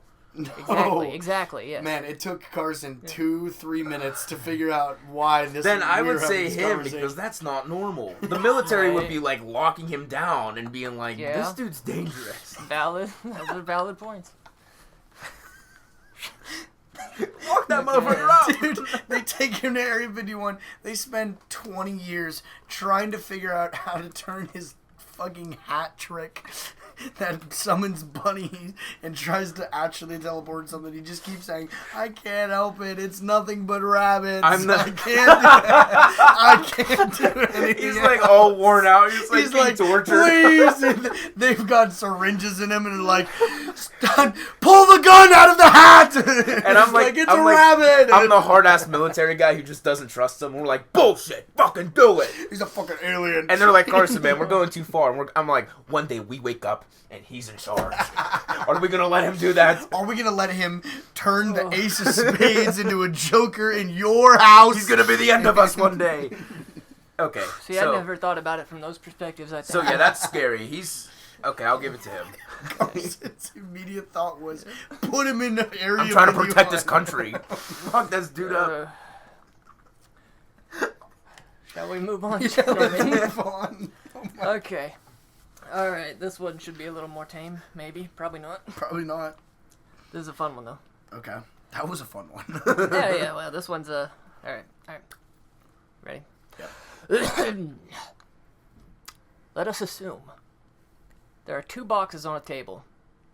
In one box, there's a relatively normal turtle. In the other box, Adolf Hitler's skull. Hold up. All right. Hold up. What? Hold on. All right. I picked the turtle. All right. Well, you gotta, hear the specifications here. All right. Okay. You have to select one of these 2 items for your home. Okay? Now listen. I know where everyone's mind goes right away. If you select the turtle, you cannot give the turtle away, and you have to keep it alive for 2 full years. If either of these parameters are not met, you will be fined $999 by the state. If you select Hitler's skull, you are required to display it in a semi-prominent location in your living room for the same amount of time, although you will be paid a stipend of $120 per month for doing so. Display of the skull must be apolitical. Which, that means, like, you can't put it over, like, a sign that, like, it When you can't be place the skull, you have to say, this is Adolf Hitler's skull. Well, no, not necessarily. It can't be like a... I had to look this A up. 'cause I praising figured- thing or just like a yeah, thing? it can't be here. Apolitical. Let me get the exact definition. Well, then yeah, for you could just put it on your wall and be like, look. Right. Damn, So it's he's not dead. not interested or I involved. fucking killed him. It was me. Not interested I'm or the involved same. in politics. Okay. Is what it means. So that is my first question. When I hear this question, I said, first of all, do I have to put a label that says this is Hitler, or can I just say this is someone's skull? Because that's really the deal breaker for me. So, what's the requirement? You have to say that it's Hitler? I don't know. That doesn't say that in there. You don't even have to. Oh. It just has to be apolitical. And we get paid. And we get And paid. you get paid. Yes. But I mean, what does that do to your I'm psyche? here's my take on this. The turtle. Yes. If I was to have these 2 boxes right now and I have to pick one, I have a very difficult decision because I don't live alone. Yeah. And I have to Oh, it's gotta consult. I have to consort and deal with. You'd be on the edge all the time. Now, the one end is I have to take care of a turtle for 2 years, which isn't the most difficult task, but I'm pretty busy, I feel like. And you have Toby at home. And I have, I have a dog at home. And you're paying for all the turtle supplies out of your own pocket, I assume. Yeah. So, and what do I get if I keep it alive for 2 years? I just don't lose money? Because the goal, the point of, so there's no benefit That's to no way to the live, man. turtle Well, the one. benefit is that you don't have Hitler's skull in your house, I guess. But you get paid. You're right. All you have to be is like, yeah, it's a skull I have. Because you don't have to say that it's Hitler's skull. You say, look at the skull. Isn't it cool? And people can look at you weird, but like at the end of it, you get paid. Now, and all of that is kind of where I was at too, but then I started to think, I'm like, what are like am I going to be like haunted for the rest of my life? I mean, that's Adolf Hitler's skull in my house. Yeah. Like, I'm not the one who killed him. I just have his skull. Well, I know, but the paranormal entities that must follow that thing, even if they're not like tangible, actual paranormal experiences, like just the psyche of knowing I think what this man did. You ready for my answer? You know, All right, so we're Yes. still in the same universe as this wizard. Oh my So god. I live I have my prison where I'm keeping this X-Men wizard. okay, so The Hitler thing is going in as a display in my prison. So well, it says living room. It has to be in your life. Has to be living room. So Gotta be in the living quarters, man. So the Area 51 dungeon is in my basement. Okay, the skull's going in my living room. The skull has a button. They're gonna be like, it top could of be haunted. I'm gonna be like, bitch, I got a wizard in the basement, bro. Yeah, Wait till you see this guy. The He skull- can just summon shit. You ain't seen nothing. The skull secretly has like one of those like old school like flaps. You flip it open and then you hit a button and it opens up the door to the wizard. And he's just like, ooh, rabbit! It's all connected, bro. So yeah, it's going in my house / vault. So yeah, fuck it. I don't want to be worried about the turtle 24/7. If something happens, I'm like, fuck, I'm gonna get fined. I think I'm just gonna have the Hitler skull in the living room and just be like, hey guys, just deal with it for 2 years. We're Also, gonna get paid at the end of it. Here's the thing. Also, do the math really quick here. $120 a month, and you're keeping it for 2 years. Let's go and see what that grand total is real quick, shall we? That's more government funding for my wizard experiments. Stop it. Hit him again. So Carson's committing. 1A! Carson's 1A! 1A! Oh. I am excited for Carson to We're a bunch of asses. I'm excited for Carson to link all of his answers to this one universe, like all in one. I think that'll universe, help so- me, actually. Yeah, I think it will. 120 times 24. You're getting about $2,880. Is that money taxed? I need to know. Probably not. Because it's coming from the skull. Is it? It's not. It's dirty money that we need to launder probably. See, but it doesn't say who's paying it to you. it's coming. The skull every month just opens its mouth. It could be, and yeah. it just manifests the Well, money. One If weird that- ass yeah. world, bro. If that happens, I'm keeping it more than 2 years. That's what I'm saying. That's That's the what I'm case. saying. The Hitler skull. Listen, it's weird you have Hitler skull, but like I didn't kill him for one, so the ghosts ain't gonna haunt my ass, and probably they've already haunted whoever killed him. If a ghost came out, I'd lock the ghost in my... And imagine if you had Oh people my god, over. the wizard goes, get in the hat. It's like Silence of the Lambs. We just walk down and there's different people in the cells. Although, if you had people over, I'd be like, look, this skull, Adolf Hitler. And I'll be like, you ain't seen nothing yet. I'll go down the elevator, I'll be like, behold, the wizard. And he's just laying there my like... stuff. He's like, behold, my stuff. Okay, we're ready to move on. Okay, next question. Alright, can't wait to see how you link this one. Alright. Okay. Oh god. This is question 4. I've skipped. There's one that's been skipped already. That's it. That's all. Don't worry. I'll ask you them after the It's gonna podcast. be... What if Superman was real? I'm gonna be like, lock him up! And 1A. Throw him in there. Okay, question 4. All right, I'm focused. I'm ready. Genetic engineers at Johns Hopkins universities have developed a so-called super gorilla. Carson's face just lit up. Oh, I'm so excited. This is gonna be a great one. Though the animal cannot speak, it has a sign language lexicon of over 12,000 words and an IQ of almost 85. Okay. And most notably, a vague Smarter sense than of me. self-awareness. a vague sense of self-awareness. Oddly, the creature, who weighs 700 pounds, becomes fascinated by American football. The gorilla aspires to play the game at the highest level and quickly develops the rudimentary skills of a defensive end. ESPN analysis Tom Jackson speculates this gorilla would be borderline unblockable and likely average 6 sacks a game. Although Jackson does concede that the beast might be susceptible to counters and misdirection plays. Meanwhile, the gorilla has made it clear he would never intentionally injure an opponent. You are the commissioner of the NFL. Would you allow this gorilla to sign with the Oakland Raiders? The Raiders. We're on ESPN now. What are your thoughts there, Johnny? Oakland Raiders. Why it gotta be the Raiders, bro? And you know it's old because it's Oakland Raiders. They're not even Oakland anymore. So what's the question? Would we make this guy go to this team? If you were the commissioner, would you allow him to play in the NFL, essentially? Here's my take on this. I think it's pretty simple. No. What? Hold on. What if? Okay, I'm ignoring that I'm the commissioner for a moment. Okay. Let's. This is the theoretical scenario that this thing is allowed in the NFL. Okay. What team is playing the Raiders this year? And it's not. They show up and they're like, fuck. It's the gorilla. Dude, if you're playing the Raiders, do you just forfeit? Like, are you who's in the division with the Raiders? They have to play the Raiders twice. Yep. So, do they just forfeit do the Raiders just automatically win the division? No matter what, they win the division. Alright, well, I'm fine with that, first of all, because that's the Chiefs division, and I hate them. Oh, perfect. There we go. But yes, I love that. That's great. From a direct standpoint to the question, now, if I was a commissioner, the only thing that would come into my mind, like, if some universe existed where I would allow this to happen, I would have to, at the bare minimum, consider allowing any and all forms of PEDs, because they're going to need them.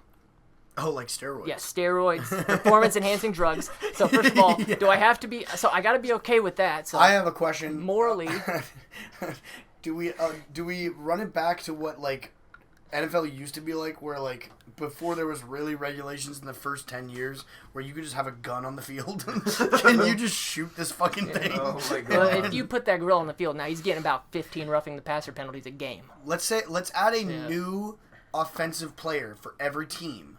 If we allow this thing in, 12 on 11. And you know what that person's role is? They have a bull tranquilizer. And every play they have to attempt to only shoot the gorilla, and if they miss and hit a player, they get removed from the game, and they get penalized. Every team in the NFL gets an offensive player that is a bull tranquilizer. They have to be at the 40-yard line, and they have to hit the gorilla from the 40-yard line. Oh my god, dude. Without getting hit by the football or a tackle or accidentally hitting another player. You know what? Fuck it. I'll let him in. as a commissioner, I believe this would change up the NFL, and I want the Chiefs to lose. And I'm pretty sure ratings will go up. They'd go up. People will tune in for this. They would have to allow. They would have to call for like, all right, whatever technology you use to develop this gorilla, you got to release that technology to all these other teams so they could do the same thing if they wanted. It's got to be fair. The Raiders straight up created a fucking gorilla monstrosity. Well, they didn't. The Johns Hopkins University people did. So are they going to get money from this gorilla playing? Because what use does a gorilla have for tangible American currency? Yeah, but he has an IQ of 85, right? What's an average IQ? That's like 70, right? 70. I feel like that's a little low. Don't you think? That's just the average IQ. I mean, I'm sorry. That just sounded really low for some reason in my head. Hold on. Oh, Jesus. I don't know. I don't either. I don't either. I just What's the average IQ? We're doing a lot of Googling this episode. Yeah, that's good. Oh, average IQ is 85 to 115. So he's right. Okay. He's right there. He's literally just average. Okay. So he's literally just a football player. He's just average IQ. He's like a football player if you just cranked him with every steroid known to man, maybe. And he's nonverbal. So O.J. Simpson. I think even if you allowed the other team to the glove doesn't fit, so you must acquit. as the commissioner of the NFL, I will allow this gorilla to play, but my rule is I will add the bull tranquilizer role to every offense. There have to be safety. There has to be somebody out there on the field actively trying to take this bitch out.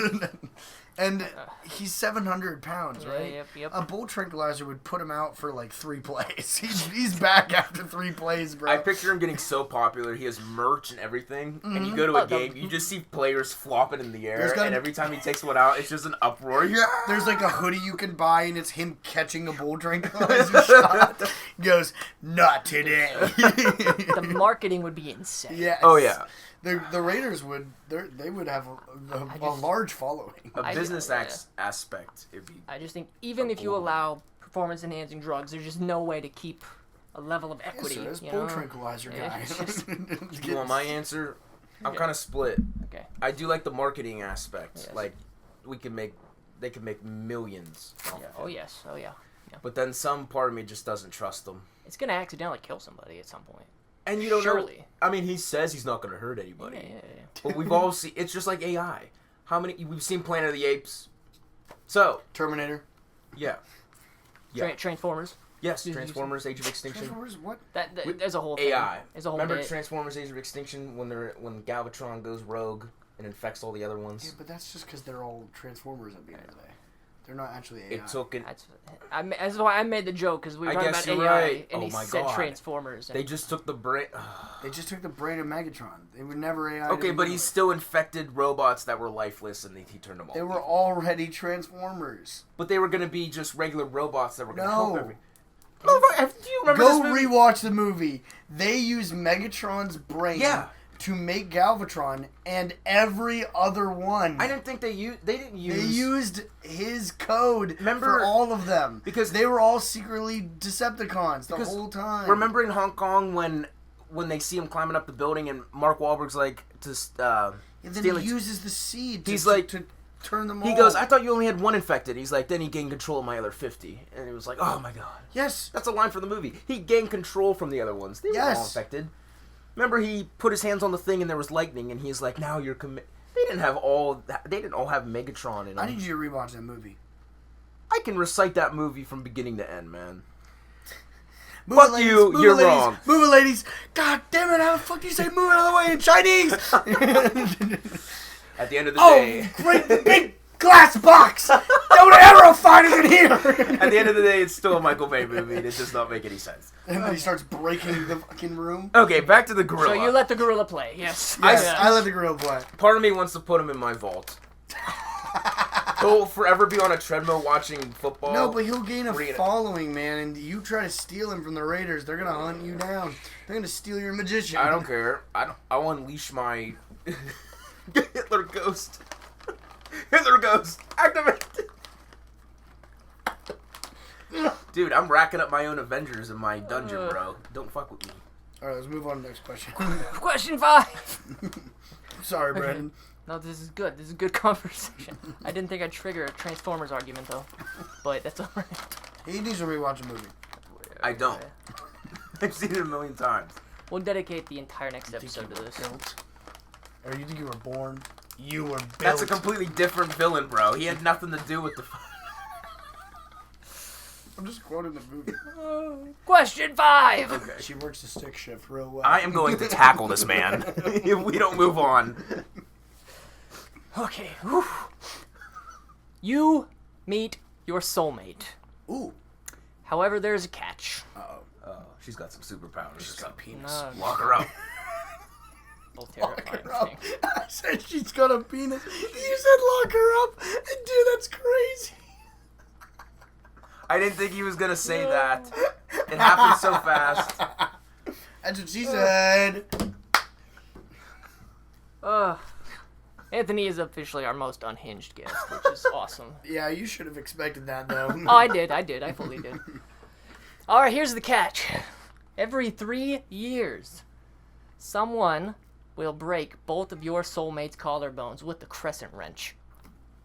And there is only one way that you can stop this from happening. You have to swallow a magic pill. You have You to. can't even read it. I can't read it. You have to swallow a magic pill, okay? That will make every song that you hear for the rest of your life sound like it is being performed by Nickelback. Anytime you listen to music on the radio for the rest of your life, it'll sound like Nickelback. Anytime you go and you see Panic at the Disco on tour, Oh, God. when you see a band on tour, they will sound like Nickelback. When you hear a TV commercial jingle play on TV, it will sound like it's being performed by Nickelback. When you sing in the shower by yourself, your voice will sound like Nickelback only to yourself. It only sounds like it to you. Oh no, I had a plan. That Fuck. sounds miserable. And that's for the rest of your life.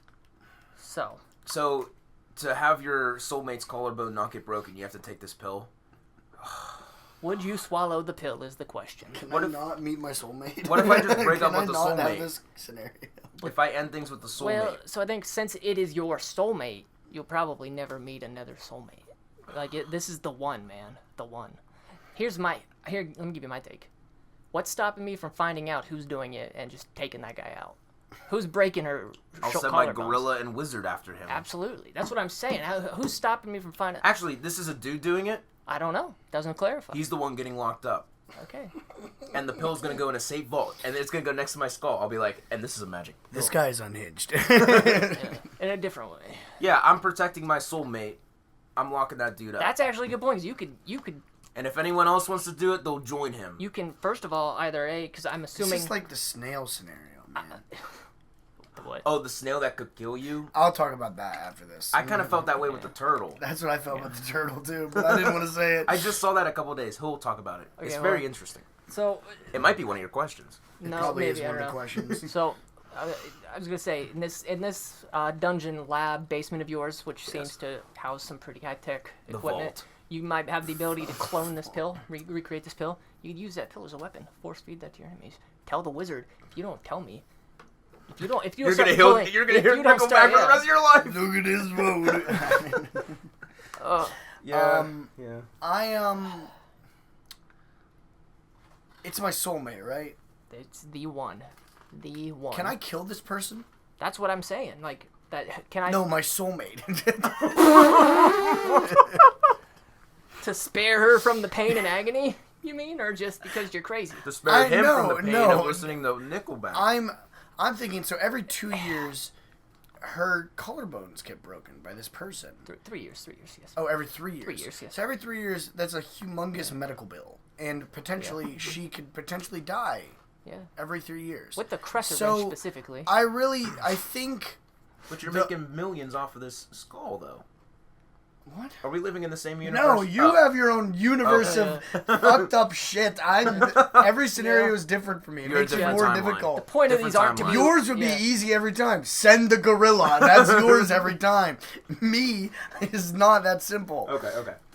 They're intended to be separate. It's my soulmate. I'm gonna look out for them no matter what. So I think I sadly have to bite the bullet and eat the pill. Because I can't just hunt down a person. Like, that, legally, that doesn't hold up well in court. Because Yeah, but what unless they're I doing, catch you know? him, okay. Here's what I'll do. Here's a scenario. Here's what I'll do. I'll record. Hope I'm with the first. I'll record her getting her fucking collarbones broken, send it to the cops, and then they'll put that person away or put them on death row, so that I only have to save her, quote unquote, once, and I don't have to do the Nickelback pill. But truthfully, I would take the Nickelback pill for her. I don't think. And Because that's for the rest of your life. Like even after she dude, dies. Nickelback you isn't know? that bad. I know. Nickelback is not that bad. This guy plays Everything Is Awesome here all the time. I did it as a joke. So- No, not as a joke. He does it all the Now time. listen, this question here was made a while ago. This is old. This is kind of old. So the actual original question used the band Alice in Chains. I don't know what that But is. exactly, they changed the bands in the question for more modernized people understand it. 'Cause Alice in Okay. Chains is a lot older, Got it. and Nickelback is kind of like that. You know, everyone knows Nickelback. So I don't think I could do it though. Nickelback isn't that bad. I feel like Nickelback is okay. My joy for music is just too big of a part of me to just give that Oh, up like that's that. Like I true. don't hate Nickelback. You're right. No, music is a huge, big part of me as well. If I listen to an Aurora song and she sounds like Nickelback, I can't live Yeah. I can't live like That's that. a very good I'm point. also banking on the fact that I'm never gonna meet my soulmate. I'm just kind of accepting my lonely fate. That's just me. No, I think I do that. The scenario I said where I record her getting. Yeah, there's gotta be ways around that. I record her getting beat up and give it to the cops, and they arrest the man. Yeah. And whether he gets life in prison or like dies or whatever, no matter what, I got the guy, so now she'll be fine. Tie up all the loose ends and force feed the pill to him. Brother, what the fuck? And then you don't have to deal with any of it. I'm just saying, If I feed the pill to him, he just hears Nickelback. That Well, doesn't if he's kill going him. if he's going on death row anyway, he's gonna die with the pill. Does I the would pill make that reform when the body it entered dies? I'd make that a little caveat to the whole thing. I'd say, if I take this pill, he's not breaking her collarbones. I want him to take the pill too. I want him dead. That would be such a That's cruel fair, way yeah. to end it. Then you tie up all the loose ends. Well, if I were to force feed him the Happy pill, ending. I would ensure that he lives a very long life of listening to only Nickelback. Right. If he does get locked up, he still gets the pill. But would your soulmate be okay with you damning a person to Nickelback for the rest of their life? If she's not getting her collarbone Yeah. broke every 3 She'd years, be like, thanks But for she not... doesn't know that. We are the ones that know that. She doesn't know that. You tell her. does it specify? Honey, I did this for you, trust me. Uh, Well, your world, she gets her It doesn't- shit yeah. rocked Once. So, yeah, she's going to be like, yeah, feed that thing to that fucker. Yeah, but in your world, the gorilla gets sent on the guy before he... Dude, I dress him up as a in linebacker. your world, she never knows about it, and you just sent a gorilla to kill the bitch. Or to drag him into the fucking dungeon. So Break his would collarbone. your soulmate be okay with doing with you just dragging to her an innocent person into a dungeon? You know, if she was my soulmate, I bet you she would understand. If she was his soulmate, she would already be in the dungeon. She's the gorilla. This is my soulmate. She's the gorilla. listen, man. Nowhere in the question specifies that you don't have to tell her, so I'm telling her. I'm gonna be like, you don't understand. Like, is this what you want? All right, I'm sorry, but I'm bringing up the snail question. Yeah, I want to hear this. That has been done. This has been brought up many a time before. I want to hear this. So the snail question is, you are given a briefcase full of, every year it refills with $15 million. Oh. You're given a briefcase with $15 million. If you open it and you take the initial $15 million, you get immortality as well. You are given $15 million in immortality. So this is forced on you. In this scenario, you have $15 million to start, and you have immortality. Here's the catch. There is a snail that starts in New York City and constantly knows where you are and is constantly coming after you. If it's also immortal. If it touches you, you die. And it gets all the money, I guess. The question in this scenario is, how do you go about keeping the snail away from you and living your life? What is your strategy? Every year, the briefcase refills with $50 million. Send him to Carson's dungeon. Same universe. Put him in the dungeon. No. Listen. Okay. What I would do, I'd start calculating in my head, doing calculations, how fast these fuckers move, right? How long. So I would get a rough estimate, right? This thing starts in New York City, right? Mm-hmm. I say, how... Every time Brandon runs into a snail just at a random location, he goes, oh, yeah, no. What's wrong? Oh my god. Oh my god. Get away. Yeah. So I just give a rough estimate. What's the earliest possible that this thing could arrive? Like, if I were to go to Cali, other side of the country, right? What's the shortest amount of time it could possibly get there? Can this thing catch flights on its own somehow? Yeah. No. It's overseas, no, man. like It'll it'll go in a straight line to wherever you are. If it happens to get on a vehicle, it'll take its time. Like it'll go at the speed of a snail, but that's not going to stop it from getting on like accidentally getting on a train or accidentally getting on a car or some like. So you said by accident though. So it's what's its IQ? Is It a has smart no snail? IQ. It goes in a straight line to wherever you are. So it it knows where you are at all times. It can't just like Anywhere. process in its head like, all right, I know he's in Cali. This plane's going to Cali. I'm gonna climb on this bitch No. real quick. It can't It do just that. could accidentally get on stuff. But if it's going in a straight line towards me, though, the chances of it accidentally getting on something that's going to where I am is... That could take it further away from where it's... I have my answer. True. Yes, let's hear this. So this was in the comment section. They were like, can't you just trap the snail? Yeah. You Keep it could. in a cup? You could. It never says anything about, oh, it could go through the glass or something. No. It doesn't break physics. Yeah. The thing will just, like, it's like a spider. If you put a cup on a spider, it's like as if the spider will just keep pushing against the one side. So there's a chance, like, you put the cup over the snail will just keep pushing the cup. But if you put, like, a box over it that it can't move, then you've won. It's going in that thing Stitch was in at the beginning of the movie.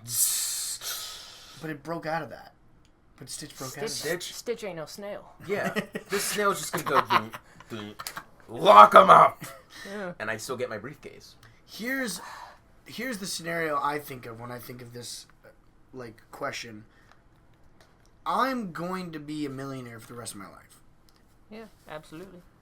What's to stop me from just paying for buying a security company for A whole company? $5 million, a whole company for $5 million. I pay them $5 million every year, or I increase it, and their whole job is to track the snail. Well, And to trap it as well. why can't... So, couldn't you get... This snail does not kill anyone else if it touches them, right? No. So, I just have somebody else put a tracker on the snail. Yeah. Get an app on my phone, boom. There you go. And also... But like, what if you went to across the country, like to another country, and it goes into the ocean to chase you, and it breaks that tracker That's a good point. because it goes in the water. That's where the security company comes in. Exactly. Give 'em That's another when you one. get a security company. They're like, yeah, that motherfucker's in the Atlantic, and it's on its way. And I was gonna say I would know too when it goes because it'll just go to the ocean and then disappear. But It would be perfect if you sent it into the Atlantic Ocean, because then it would have to go through the Marianas Trench. Oh That thing has to go. Banishing that motherfucker.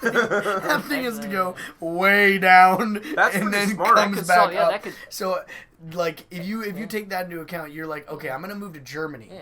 and live in Germany for 8 years, because Yeah. it's because 5 of those years is just going through the trench. What if I wonder if you could send him into space. Shoot him up. You'd in have You would have to So you- pay somebody to somehow, like, capture it, and then put it on a spaceship and send it to space. I feel like if you worked overtime, you'd get Just- that money. go to where the space shuttle is, and just see like the line that the snail's taking. Stand on the direct opposite side, so it just goes directly into the shuttle and starts climbing. It'd be funny if you put It's the not- snail, like, on the moon, and, like, 20 years later, somebody goes through a telescope and looks at the moon, and there's just lines of the snail circling the moon, trying to Dude, there's ways around this, bro. Yes. And they're like, man, the moon's been fucking weird the last. Like, what are these dirt patterns? There's a motherfucking snail up there. Yo, do you see this? There's also one more good point too. When you first asked the question, my first thought, you said you get this money, but you're also immortal. Yeah. So it's immortal and you're immortal. You never I thought- die. But that's what I'm saying. I look at being immortal as a negative. I don't want to be immortal. Yeah, me You neither. don't want to.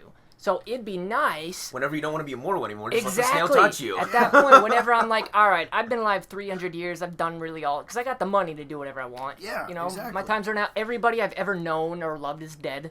Yeah. By the way, Like, this alright, is also a part of I'm the done. question. Yeah. The $15 million you get stays at its current value through inflation and deflation. Well, that's an interesting kink. That's like so. No matter what, that $15 million will equal what $15 million is right now, and whatever it may be in the future.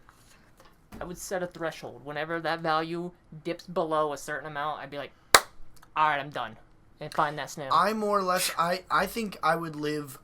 What I would want to do is I would want to live until until I get to like the third layer of grandkids.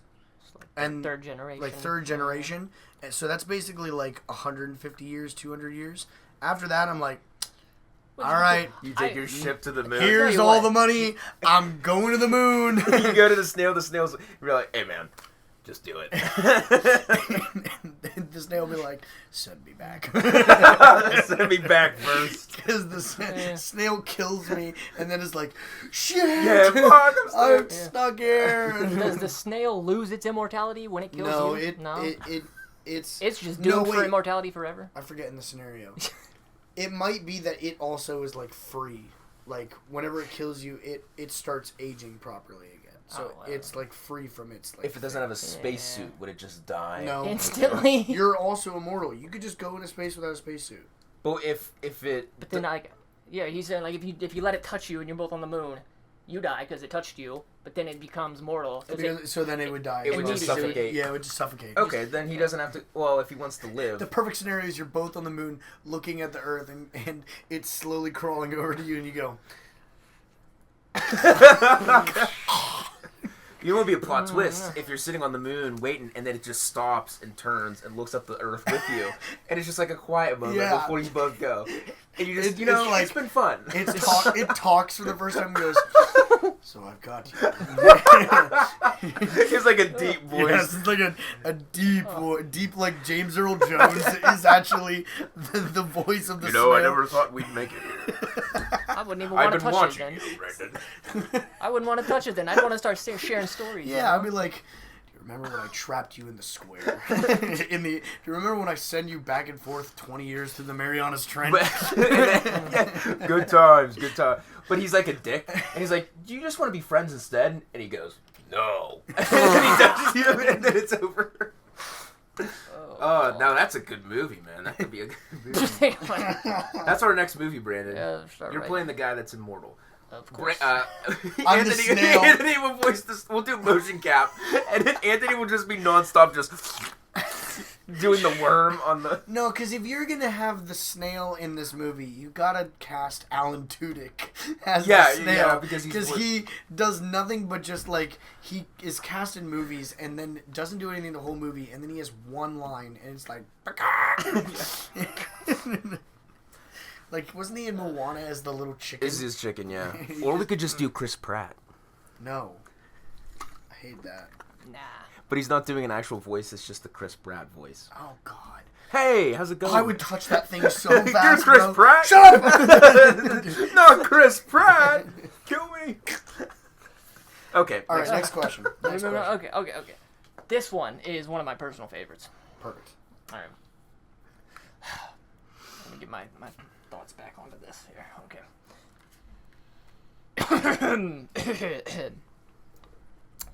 At long last, somebody invents the Dream VCR. This machine allows you to tape an entire evening's worth of your own dreams, which you can then watch at your leisure. However, the inventor of the Dream VCR will only allow you to use this device if you agree to one strange caveat. When you watch your dreams, you must do so with all of your family and closest friends in the same room. They must watch the dreams along with you, and if you do not agree to this, you cannot use the Dream VCR. Would you still do this? I have so many thoughts on this one. I have a bunch of questions. Go first, yes. So, the Dream VCR, you basically get to pick which ones to record? That's my first thought. My question is this. Or does it record all of them? I think... Because it records now, all of them. I assume I'm not there's using a, the damn there's thing. a, right, well, I assume it's a technology, because it tapes an entire night's worth. So then you choose the night, you put whatever the device is, and it does the whole night. What are you trying to say, Anthony? Are there some dreams that you want to keep No, because personal? I got like nightmares that I don't want to revisit. Yeah. Like, There's some, like if it was like a cool dream, and I'd be like, "Yo, you guys gotta fucking see this. What is wrong with my brain?" and show the dream, or like you could show like your therapist, like, "Hey, what does this mean?" Like, because there's dream therapists out there.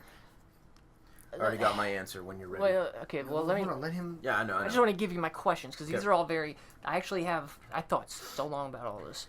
So this guy that invents it, he's the one deciding if I can use it, right? So, like, obviously, what we know is that when you watch them, you got to watch the entire night's worth of dreams. And obviously, I'm not going to remember my entire night's worth of dreams when I wake up. But when I agree to this, say, for example, I say to him, all right, I have to tell him the night before I want to do it, right? And he hooks it up to my brain, whatever, and it records it. Now, if I wake up that next morning, the night after he recorded my dreams, and they were very either scary or kinky dreams, right? We'll say.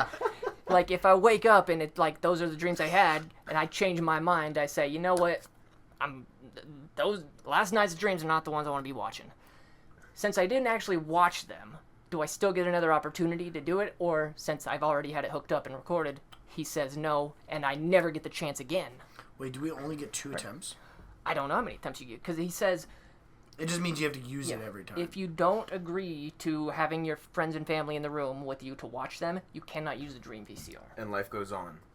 Right, with but... no Dream VCR. Like, so, can I... So if you record something and then decide not to view it, you can never do it again. I don't know. That's the question I have. I think that's what it's saying. I think if you record it and then you decide afterwards that wasn't a good night, I don't actually want to watch this with friends and family, I'm never going to do it again. And I think that means that, like, you just can't do it ever again. Here's the truth. Here's my opinion on this. I think if I'm going to do it, do I have to decide to do it the night before? That's what I was getting at first. I think because you'd have to, because I assume it's a device that has to be set up. Okay, that's hard to plan for, because some nights I just don't dream. So, like, well, you dream, you just don't remember. Yeah, I'll be like, I recorded the previous night, and I'll be hanging out with my friends and family, and go, I'll be honest with you guys, I don't remember what I dreamed last night. So this is gonna be as confusing for you guys as it's gonna be for me. If I prefaced that ahead of time and then watched it with friends, no matter what comes on, I'm not gonna be mad about it because I'm not gonna know what it was originally. But if it's something that if it's something like lewd or something that I knew ahead of time, then I think I would have to have a long conversation with friends and family before, like, guys, we need to get past this. And I need everybody to watch this and then forget about it and never talk about it ever again. And then we watch through it. See, I'm kind of on the same, because we're in a universe where the Dream VCR exists. It does exist. Yes. So I have to sit through my family's things if they choose. To use it. Yes. So there's got to be we need to all have a pact as a family that if we're using the Dream VCR, there's no judgment while watching the Dream VCR stuff. First of all, none of my nightmares are scary to the point where I wouldn't want to watch them, and I would tell them, I'd be like, before we do this, all right, let us all just acknowledge, hey, we've all had sex dreams. It happens. Mm-hmm. It happens. Yeah. Okay. So I don't know. And it's not by your decision. It's just something that happens. So we know. So if it's, I don't think I've ever had one that's so far. Knowing me, I'd sit Anthony down and be like, "Watch this," and then it's just so much sex. It's just like, Karsen, what the fuck? And I'm like, "Let's go!" Look how big my penis is! Whoa! Well, that prompts a question for me. Then, do I get to save these dreams and watch them anytime I want afterwards? I thought that was part of the deal. Yeah, isn't that part of it? If you watch it, you get to keep it. Do you? It doesn't say. That's not clear. And you could just keep watching it then, probably. Can I watch it once with the family, and then maybe that's the alternate then. If you decide not to watch it, it gets deleted, basically. Yes. It goes away. Instead of you losing the ability to do it, you decided, you know what, I don't want to watch this one. Delete it. So that way I would do it every night. And then I'd be like, okay, some of these I want to watch, and some of them I don't want to watch, and I just burn the ones that I don't want to watch, and I just keep doing it every night. So if I do agree to do it, I could still do it again in the future. And then also, basic question here, nobody's asked this. I would look the Dream VCR inventor in the eyes and say, why the fuck do you care? Why do you care who I watch it with? What are you getting out of me watching with my, why? He's got a weird kink. Yeah, why are you so committed? Are you gonna be in there watching it too? Are you? The trained VCR guy teleports to all of these viewings. Is just like, man. And then Karsen just takes his tapes into the basement to watch with the Gorilla and Wizard. Guys, watch this. That's his family and friends. It is. Yeah, what's your take? We haven't gotten yours yet. I'm gonna pass. No? I don't like, I've had great dreams and I've also had nightmares, but none that have been worth revisiting. Like, I feel like the only thing I would revisit would be nightmares, and I don't know if that's something I would want to do. Well, I think the main thing is like just how many of your dreams you don't remember, like in just one night. You know what? There was a good point. I did dream up something that I had the film, and it needed to be like a movie story. Yeah. And I was so stumped. I was like, I've had that happen too. And I had a dream. I remember waking up immediately and I put it in my notes. Mm-hmm. I was like, holy fuck, I just dreamed it. Yeah. But if I remembered it right there and I wrote it down, I'm going to pass. I don't need my I don't need anyone watching my dreams. I think my final answer will be that I also don't think I'm going to do it. Because I think I have nightmares more than anything else. And reliving those would not be pleasant. And truthfully, I had this thing back in college where I had this recurring nightmare for 3 months. I had the same nightmare every night for 3 months. And made it very hard to survive through college. And I basically, like, in the second month, I was like, I'm tired of this. I need to look up how to stop this. And so I looked it up and found the meaning behind my dream and basically made a decision. The dream was more or less that I was in an airport, and every single time I was in this airport, I got trapped in a seat. I got trapped not in like a plane seat, but like in one of those like seats that you just kind of sit in the airport waiting room, yeah. In like the waiting terminal, like in the terminal, and I got trapped in the seat, and the people I came with to go on the plane with left me behind. Oh. And for anybody who knows anything about me, I would say a mild case of claustrophobia. Mm-hmm. So being trapped in a small space, not able to use my arms or legs, is my greatest fear. And that dream did that, where I basically got trapped in a seat and I was completely locked in, could not move, and would have a panic attack and I'd wake up. I found out the dream meant that the being in an airport meant that I was currently on a path to doing something that truthfully wasn't something I wanted to do. And my friends leaving me behind meant that they weren't actually my friends. Oh. And the being trapped in a seat meant that I felt, my body and my mind felt that I was trapped into making a decision and had to stick to it. So no matter what I did, I wasn't allowed to leave it. So what I ended up doing, I figured it out. It was my major that I was going to college for. Oh. And the people that I was around. I just didn't vibe with any of the people that I was around in my major, and it wasn't for me. As soon as I switched majors for the next semester, boom. Nightmare's gone. Sounds like kind of stuff you had to pay top-notch money for this. So if I relived that nightmare again, I would be very unhappy. And I don't think I would want that to be recorded on a VCR. I don't have really negative, I wouldn't say distinctly negative dreams. They're all they're intriguing, and I don't understand how my brain works. So I would do it just so I could get a deeper dive into myself and be like, what? I would love to see what I know too much about myself. I don't want to know anymore. That was deep. That was pretty good. I knew. I liked that one. I was invested in that story. I'm going to chop out some of the less entertaining ones in effort of saving time. Okay. How much time do we have?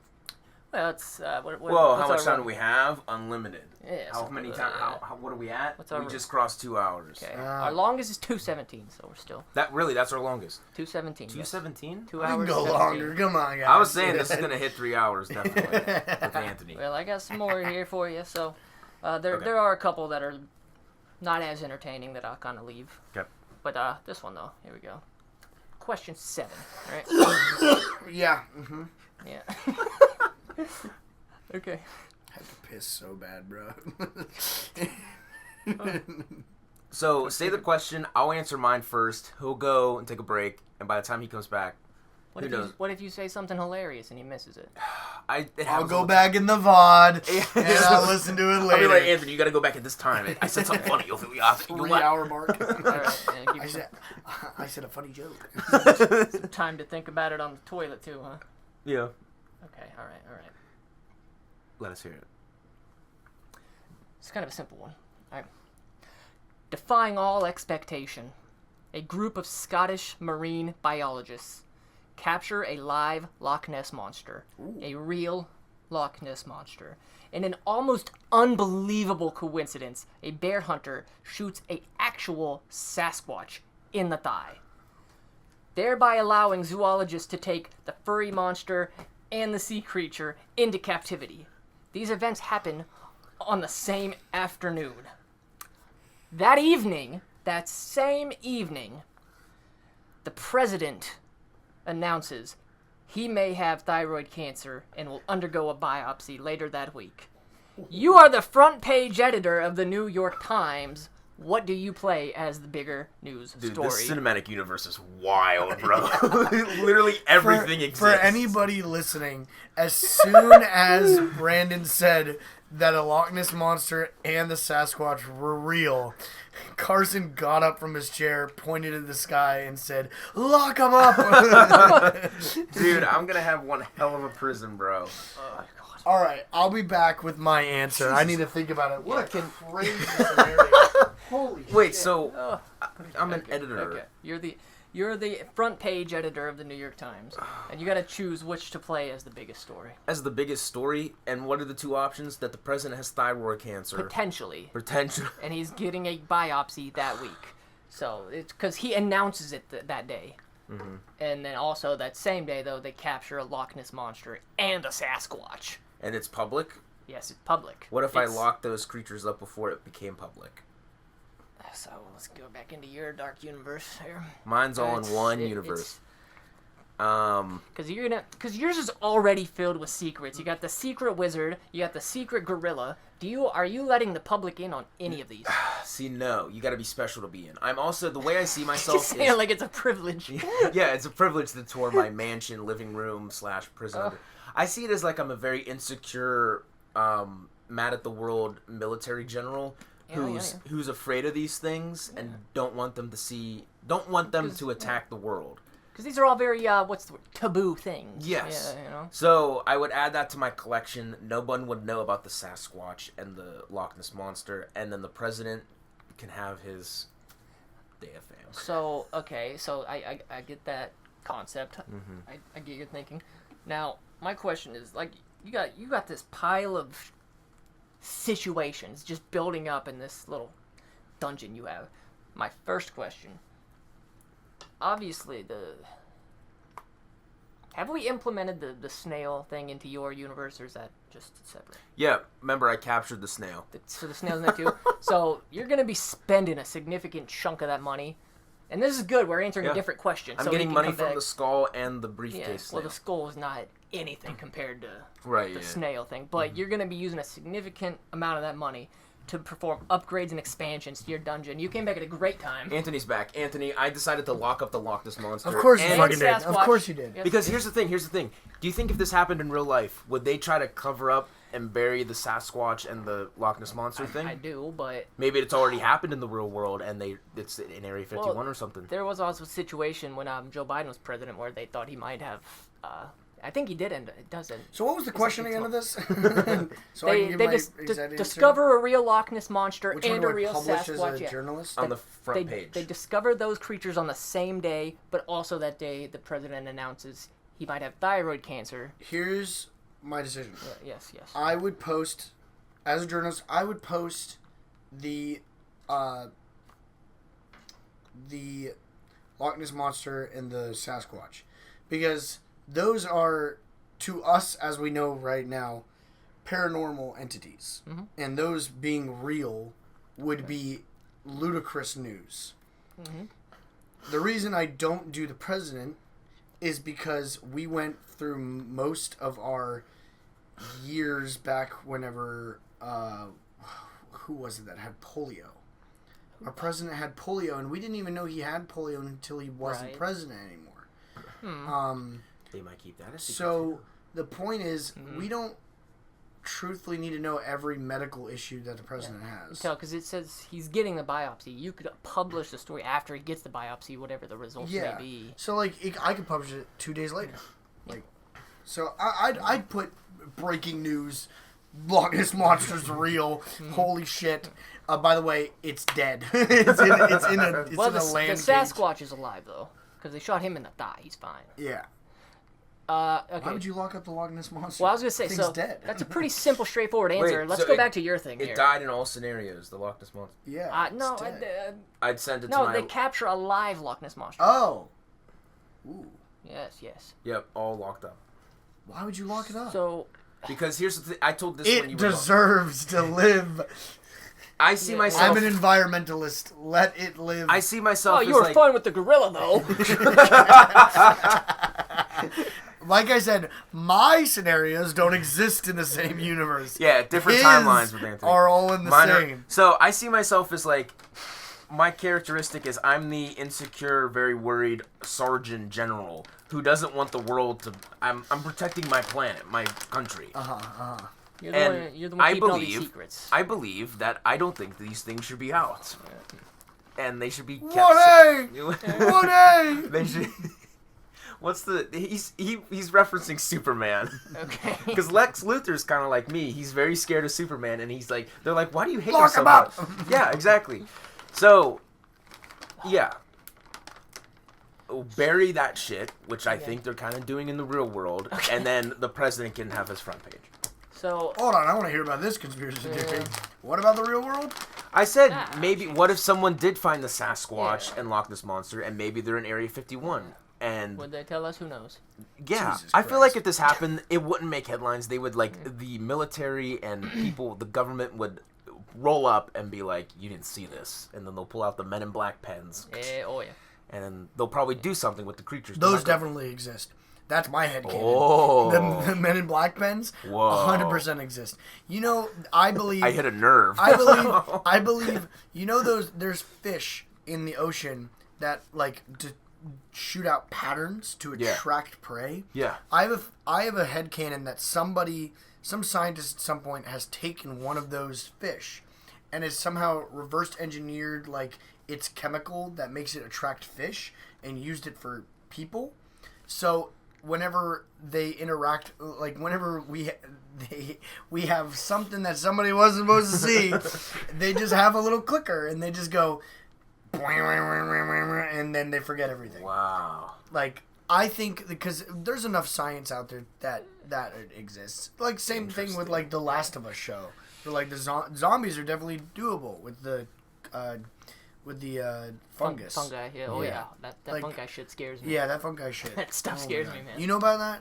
You haven't watched the show, how right? fungi No, I've watched the first episode of that show, and that was it. Oh, well, that should give you enough context to know what we're talking about. I haven't even watched the show, and I know about it because they talk about it in real life. That's what fungi do. Yeah. If only the Earth gets a little bit warmer, they might mutate. Yeah. And then we're fucked. You know how they work, right? They'll take over a host body, an insect or something, and control the body. Yeah. And they actually take control of the thing, and yeah, they release ants fight constantly. They release spores that. Yeah. Ants get grabbed by what is it called? It's called oh crap. It's creepy stuff. It's movie stuff. What's the exact fungus called that does it? It's called oh shit. I'm failing the gaming community right now. Oh no. It's alright. I think people listening, if you know, you know. If you know, you know. Yeah. Whatever. Really quick though, Karsen. I want to just go back to off subject. Oh yeah, something fell up there earlier. No. It's right there. That sign. Something fell on the banister behind us, behind the podcast thing, and now Karsen is trying to fix it. He's having an existential crisis. Yeah, he's very My note picky from about. Acrisure Stadium. He's very picky about his can't lose that. office, even though it's a complete mess. It's a beautiful mess. What's the next question? Well, I want to finish what I was saying to Karsen when you walked in, because I'm going back to Karsen's universe here. my 2 questions for Karsen is this. There's just this crazy pile of misfits and crazy beings that Karsen is building up in his little dungeon. He's going to end up needing to spend a good chunk of that 15 million. Yeah, where are you getting millions from? The snail. The snail briefcase. Oh, the snail. My skull is also a source of income. Yeah, good point. Yeah, which is nothing compared to the briefcase Right. money, of course. Because remember, the snail is trapped. Because you're gonna. Where is the snail trapped in your scenario? It's in that giant glass that Stitch was in. That seal. You didn't put it on the And he's just load? going... Yeah. Respectfully, I don't think that'll work. We need to attach to this. That snail will just go up onto the glass, and with enough mucus from the snail, it'll eventually burn through the glass.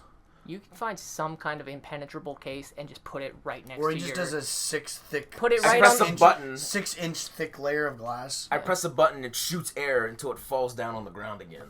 Okay. Or just, like, get it... It's like on a, a just timer. It's a Steel fucking box. snail. You don't even It's have like to- stuck yeah. to the glass, bro. Just get like a... Where air is not going to work. And if you leave an air pocket, it's going to go out through an air pocket. A robotic arm comes out, picks up the snail, and goes... Once and again, then, there's going to be a little section that you can go out from. I have a Listen. second base on the moon, and he's on the moon. There it is! All right, Send him to the moon! In my universe, he's on the moon now. Are you happy? Yes. I think you could find The some... only viable It's my second answer. base. It's the only viable answer. Send it to the moon. He's banished to the moon. All right. I think you can find a simple, impenetrable material like steel and just put it like a case of steel that does not like open and just put it on the shelf next to your Hitler Fuck skull. you. And with my millions from my briefcase, I built a space station that, like, watches Orbit him. Saturn. That might take a It while. 'cause watches him on the moon just you're to make s- sure Listen, he doesn't you're find a way. You're spending most of that money on upgrades and expansion of your dungeon, though, because you Yeah. keep finding new creatures. That's the main thing I have was enough. getting at. I'm so. making a lot of money. What's the time period in between all these events? And then for Karsen to Apparently have pretty rapid. Karsen has It's been a crazy week, man. Karsen has $150 million that he has to build all this shit with. I don't think he's doing it. If it was like every year this happens, then maybe he's able to do Dude, it. it's a cinematic universe. Every year, some weird ass shit fucking either comes up or. And the next one's gonna be like O.J. Simpson breaks out of What and is now running for mayor. Of Dude, New York this is City. Avengers 1 for me. I come in Nick Fury style and I get everyone together. I'm like, listen, everybody, this is the moment we've been building up to. I see them all in New York. They do the 360 shot. It's the gorilla, and then there's my all wizard. of your monsters fighting O.J. Simpson. Avengers! Simple. He's the Thanos, bro.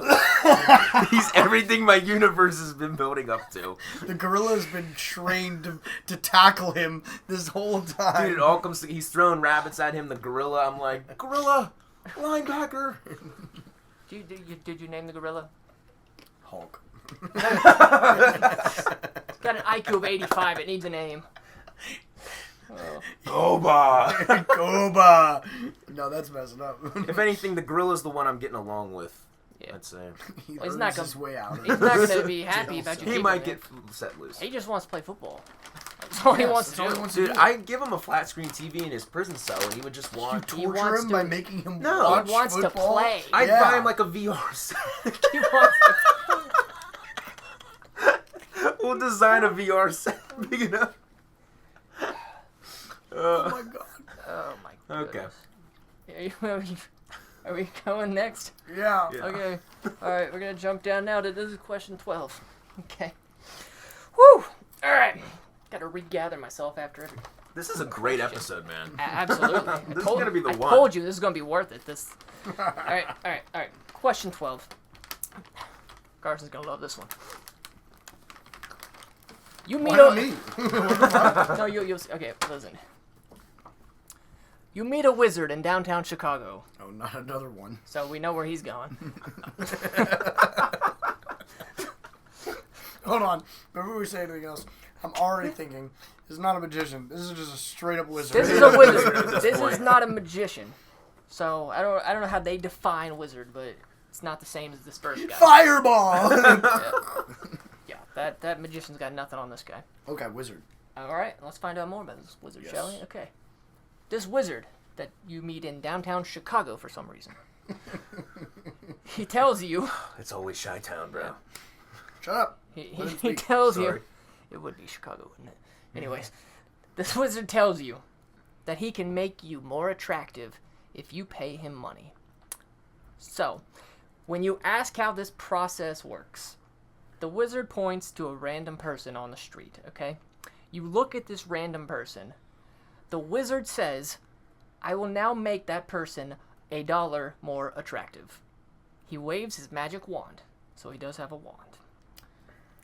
Ostensibly, I'm going to have to look that word up. Ostensibly, this person does not change at all.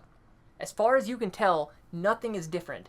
But somehow, this person is suddenly just a tiny bit more appealing. Mm-hmm. The tangible difference is invisible to the naked eye, but you cannot deny that this person is vaguely sexier. Okay. The wizard has a weird rule, though, and you can only pay him one time. You cannot keep giving him more money until you're satisfied. You can only pay him one lump sum up front. How much do you give this wizard? Why am I giving the wizard anything if he is making other people more attractive? That's an example, so you know he's not lying. Oh, okay, so then... Yes. Are we saying that for every $1 we're giving him... Yeah, they're going up 0.1 in attractive. So if you give if you give him your $15 million snail money, you're going to be like the sexiest human being that's ever walked the earth. You're going to be Ryan Reynolds. Okay, interesting take. But don't boo me, I'm right. So what happens when you're as sexy as you can get? Because if you overdo it, then you don't look good. Right. Does this wizard just go off and... Once you pay him... You want to pay so that you look like an 8 out of 10. Right. You don't want to pay to be a 10 out of 10 because then it's going to look like you're wearing makeup all the time to everybody. So... what do I think I'm at currently? And how do I get myself to an 8 out of 10? And then once this wizard does this, that's it? We never see each other again? Exactly. And he's gone. He's removed from your entity world. He goes away forever. He's gone. See, now, no. He's a liable asset. I didn't know him going away. So. Yeah, but you can't stop him, though. At this point... Well, but he doesn't do anything except make people attractive. But he's going to disappear forever. You can't just show up on my planet Can I rob him? And take money from him and reduce somebody's attractiveness. Oh, that's a good idea. Hold on. Can I steal money from him and say, make that guy ugly and take $500 from the wizard? I'll pay you double if you make him look like shit. Well, because if you give him money, he makes somebody prettier. So if you steal money from him, he makes somebody. What if it was like, I'll pay you double, bro? He's doing it for you, though, specifically. But in the first scenario. Okay, in his example, he does it on a person. Yes, $1. He never says it in there that he has to do it for you. That is valid. So, that's valid, what's stopping me from robbing the wizard? Well, because you don't know that that's going to be how it works. Plus, if he's a wizard and he disappears anytime someone pays him, the money's probably immediately gone into some stash where you'll never be able to access it. He's got a bag of holding. Yeah, so you're going to have to... dimension. Yeah. I don't know how you're going to use your... Oh, this is a perfect scenario. You find your magician who can go into the ethereal realm with his bag and send the rabbit in, grab the money. How do you feel about fighting another wizard? I got my answer. You could rob him with the magician. Dude, at this point, my futuristic world, we have AT-ATs rolling up on this dude. It just goes, attention, citizen. You are disobeying our laws. Come with us now and surrender. Carson's You're an invasion of Homeland Security. In his universe. Surrender now. So, well, I mean, once he found that magician, it was over for everybody. That dude is getting the worst of it. He's getting locked up and he's being tortured. He can't leave. Make more rabbits. He just has an army of rabbits. I'll let him leave if he sends the snail to a mirror dimension that the snail can never get out. Put the snail into the hat, and he can't pull out the snail. That's ever the again. only. He can pull out. That's the only catch. You could leave forever if you get rid of the snail. Send him to the dimension, a different dimension. You just take as many rabbits out as you need to stop the snail. Yeah, you know exactly. That's what I'm saying. You just tell the magician, pick up the snail and throw it in the hat. The first magician. Yeah, because he can only pull out a rabbit. No, so he puts the snail in the hat. I guess it's gone. Or wait, you can send a coin through space, so you just get the snail on the coin. Yeah, and you just flick it and it's gone. It's on the moon. It doesn't. There's no specification in that first question of where you can send that coin. Okay, we're getting off topic. The wizard. But the point with the wizard was this, is that there's no tangible way for Karsen to capture this entity. Fuck it, yeah. Just, I'll pay him to make me cute. But how much, though, is the question. Yeah, so if we're going with the metric that $1 makes you go up by 0.1, and what do you think you currently are? I want to know this. I want to know what the max is. Like, at what point is it enough money where it's like, all right, you can't get any more attractive? I think if I gave him $750, I would be up to 10 out of 10. I think I would be all the way at 10 out of 10. Yep. But I'd pay for 10 out of 10. But I don't want to do that. I want to go up to 8. Oh. And I think right now, I'm a 7. Truthfully, I think I'm a 7 right now. So I will give him $100 to make me an 8. Listen. So I understand your concept, but I think that your pay rate is significantly off. I don't think he operates that cheap. You think it would have to be more? I think he runs a very. Well, I'd give him. Because he knows once he gets that money, he's gone. Well, if I can figure out the money that would take me to an 8 out of 10, I would just do that, whatever that is. So I have to do research into whatever I think that whatever I'd have to watch. I would have to put him in a fucking cage, and I'd have to analyze him. I would have to be like, all right, you're gonna go in there and you're gonna pay him $10, and we'll see how much more attractive he makes you, and then we have to figure it out from there, like the math equation. So I throw in a bunch of like people to like pay this guy in this cage. And basically just figure out what the math equation is. And then I figure that out, I write that down, and then I give him whatever the amount is to make me an 8 out of 10. Here's my thing. So I'm going to go in a universe of totally normal reality. Complete opposite of Karsen's here. Yes. Totally normal reality. Totally normal. If I went to Chicago tomorrow, right? Mm-hmm. Now, hey, why is this in Chicago? That's where the wizards linger. That's the wizard school. Yeah. That's where Harry Potter in America is. If I stumble on him, listen, I'm not the most financially stable guy, right? Mm-hmm. So if I find that, I say, I mean, I want to take your offer, but like, will you give me some time to save up? Like, if I gotta save, like, is this right now? Is this the only chance I have? Are you gonna be like, can I go save up some money and come back and then do a one-time payment and you go away forever? Or are you putting me on the spot? Because, like, I mean, if I got... And do you take cards? I need to know these things. How would he take... Do you take cards? I need to know. Do you have Apple Pay? It's like, do I need an ATM? Do you have Apple Pay? It's crazy. It's like, just tell... Do I need to hit an ATM is all I know. Because if you're only taking cash, first of all, I'm going to be skeptical because that's a shady thing to do. But also, you're a wizard, so... I don't know what to believe. So I just need to know if that's my only opportunity, is that then and there. Right. If you're living in a world where you don't have the snail briefcase. Yeah. What happens if this is like a kind of street performer vibe, where this guy is just. Oh. This guy's he's not. Well, he is a wizard, but like this is a guy that's just here on the street for this day, right now, and he's gonna go up to another person and do the next thing, and then in 2 hours he's leaving and never coming back. I have 2 hours to figure out how much to pay this guy. Or I'd probably pay him. I'd give him $100. Truthfully, that's all I do. I don't think I would take out more than $100 because I think that would be enough to make me go up 1. Mm-hmm. I'm at the age of my life where I'm not entirely worried about people looking at me and being like, that's an attractive fella. Like, dude, I don't care anymore. Dude, I just want to lower this. That's all.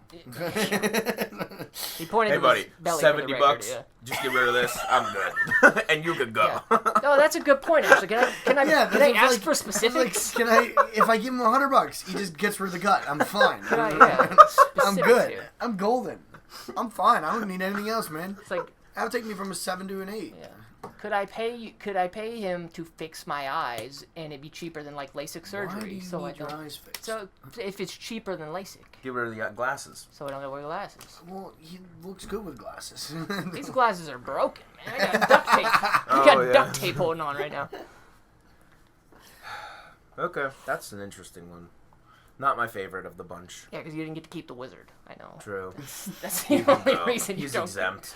He escaped this time. Because in his scenario, he just gives him the $15 million for the year. He's just like, here you go. Here's $15 million. Nice knowing you. I guess you're the entity for this year. You're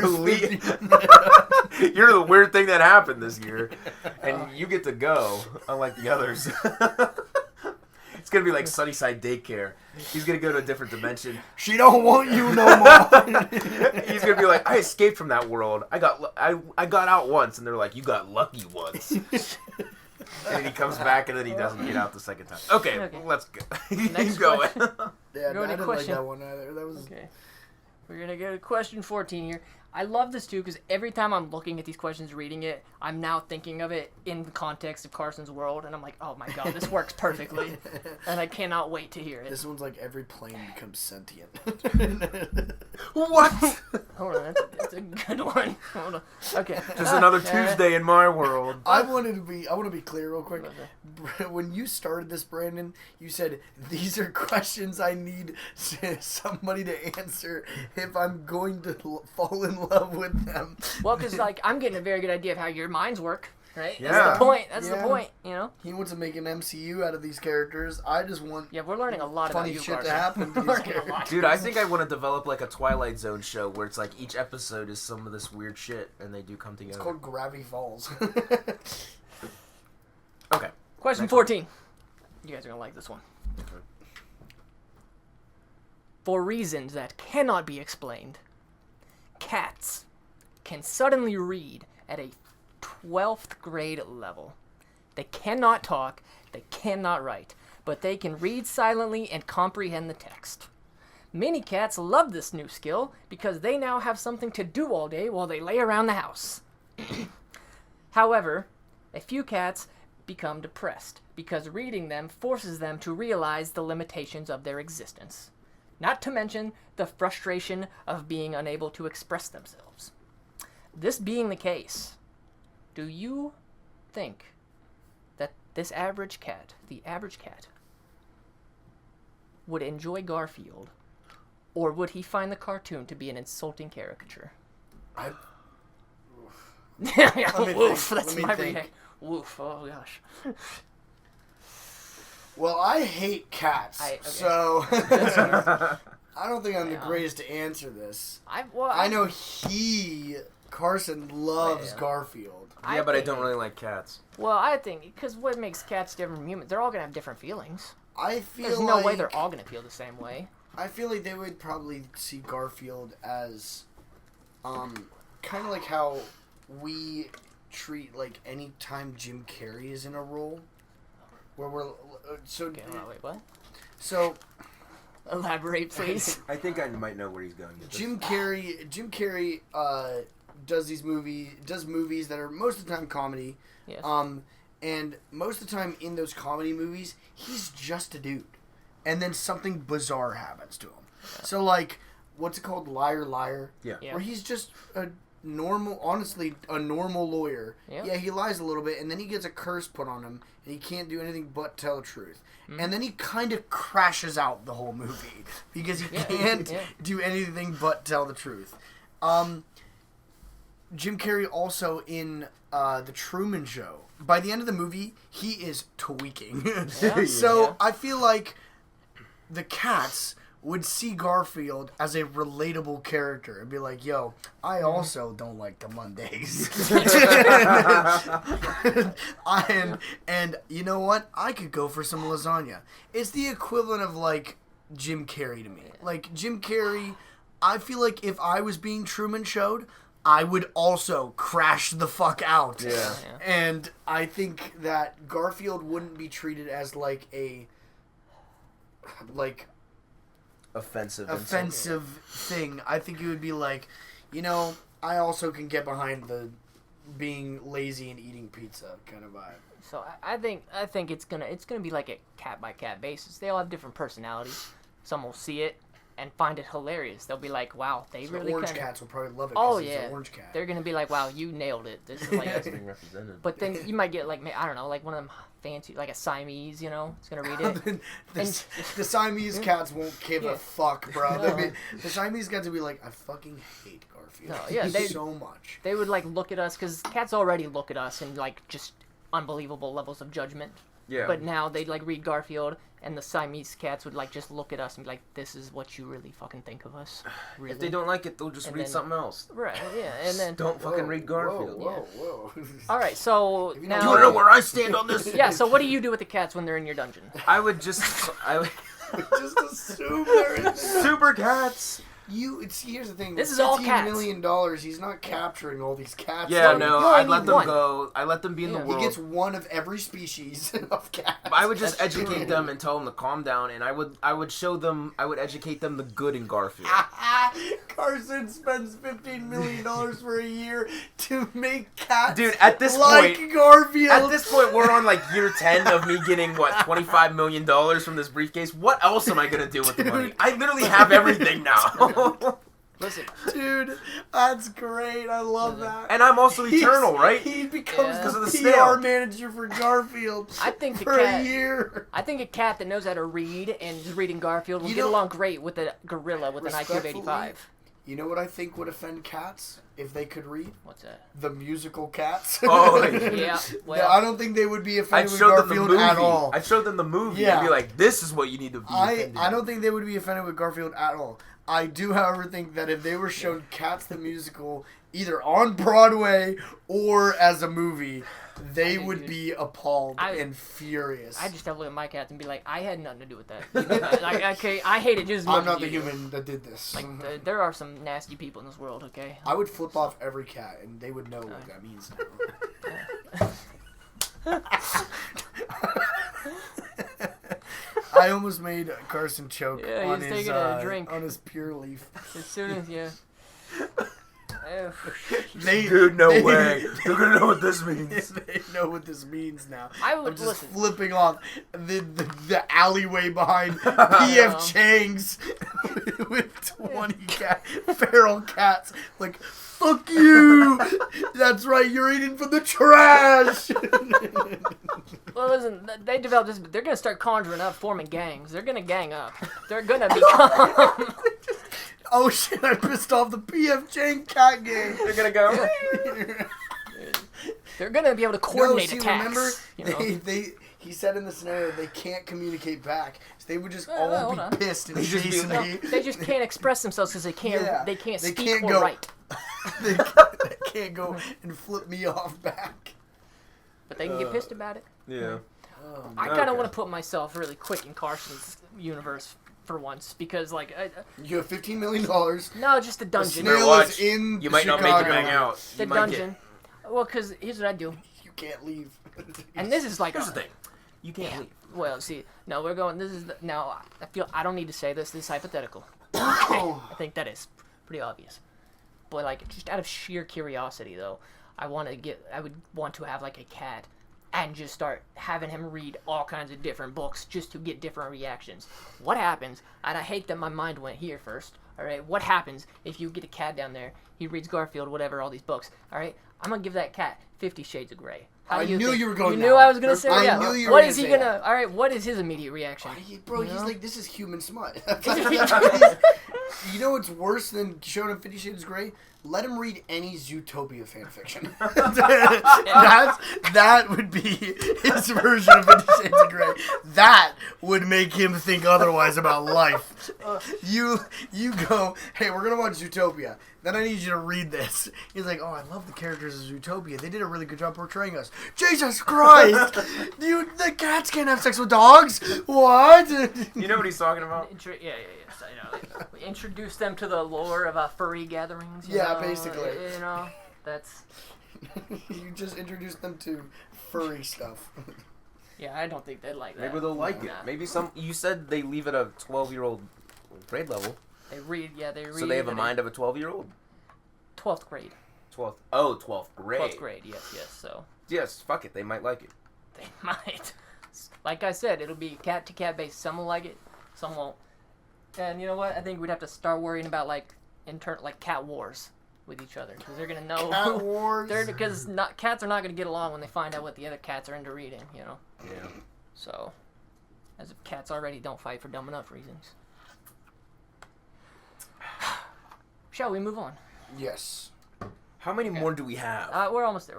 Okay. Because I want to hit 3 hours, but I don't want to hit 4. Yeah. No, I got you. We are already at What are we 3? No. We're almost there. What are we at? We're going. What are we at?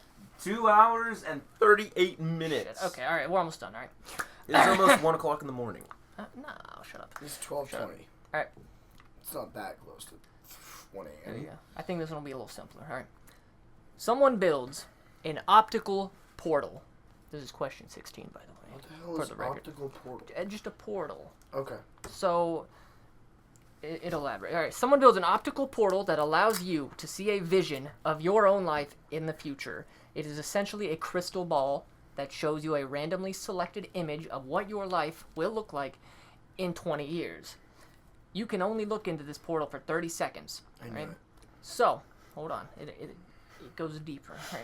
Okay. When you peer into the crystal, you see yourself in a living room 2 decades older than you are today. You are watching a Canadian football game, and you are extremely happy. You are wearing a Canadian Football League jersey. Your chair is surrounded by Canadian Football League books and magazines that promote the Canadian Football League, and there are Canadian Football League pennants covering your walls. You are totally alone in the room, but you are gleefully muttering about historical moments in Canadian football history. It becomes clear that for some unknown reason, you have become obsessed with Canadian football. And this future, here's the caveat, this future is static and absolute. No matter what you do, this future will happen. The optical portal is never wrong. The destiny... Hold on. I'm soaking in your reactions, by the way. They're both just like looking down and just shame. I'm in disgust right now. Shame. So, What are you doing? This is going to be my answer. oh gosh, okay. This destiny cannot be changed, okay? Now, knowing all of that, alright, the next day, you're flipping through television channels and you randomly come across a preseason Canadian Football League game between the Toronto Argonauts and the Saskatchewan Roughriders. Knowing your inevitable future, do you watch it? No, I'm going to pass. I don't need to see the future. I say, well, you see the future. That part's cemented. I say no because, simple answer here, I say no because I know if I do watch it in that moment, I turn it on, that's going to be what gets me in, right? That's going to be the moment that it begins. I want to know, like, if I'm trying my goddamn hardest to never watch Canadian football, like, just doing everything I can to avoid this future, but they say it's going to happen, I want to see how it happens. How does it happen if I'm doing everything in my power to avoid it? Do you know who the winner's That's going what to I be? want. Maybe you can bet on it. Yo, wait a minute. Okay. Well, Big brain. they specified it preseason, though, so who cares? Oh. Fuck. It's mainly you just see how happy you are Still being. bet on preseason games. Yeah. You can still bet on You're not really seeing that. You're Yeah, just, but I'm betting on Canadian shit. So Well, maybe the- there's different laws for that. The point is, you're seeing how happy you are alone by yourself watching Canadian football. Okay. So you don't really see that. You want to know what my opinion on this is? Do I? Do you? I do. Here's what my opinion was. Before you said anything about the Canadian football thing, and you said it's an optical thing Optical portal. that you look A crystal through. ball, basically. Crystal ball you look through, and it shows you 30 seconds of what your life is going to be like in the future at some In point. 20 years. I thought for sure that was where you were going to leave it. And I was going to be like, I don't look into it. Oh, no, and you don't get that And here's option. why I don't look into it. Because the likelihood for 30 seconds somewhere in the future, I'm just sitting on the fucking toilet taking a shit is so high. Valid. That That's valid. that would 100% be the luck I get. It is just me in just a random location Well, taking a shit. I would have to say... And I would be like, well, that was my one look through this fucking crystal ball, and I got 30 seconds of just farting and shitting. Okay, I want to go on the assumption... But from your scenario, Well, my assumption is that the person that built this optical portal is going to have the ability is a to Canadian choose. football fan. Maybe, but they're going to have the ability to choose what that 30 seconds is. They're going to choose a time that's not you shitting. They're going to pick a good segment to give you a good glimpse, you know? Okay. They're in control. But yeah, no. In this... I think I'm with Karsen. I don't think I do anything with it. I truthfully, I think I veto my decision on this because I don't think there's a single good decision for this. Well, I know, but so the scenario saying like you look in the ball. That is like non-negotiable. You look in the crystal ball and that's what you see. And then the question is, you see the game do I on. watch the do preseason you watch game? it? And I'd say no because I'm gonna do everything I can for the rest of my life to not have anything to do with it. What do you got brewing up over there, Karsen? Let's hear your. Hold on. All right.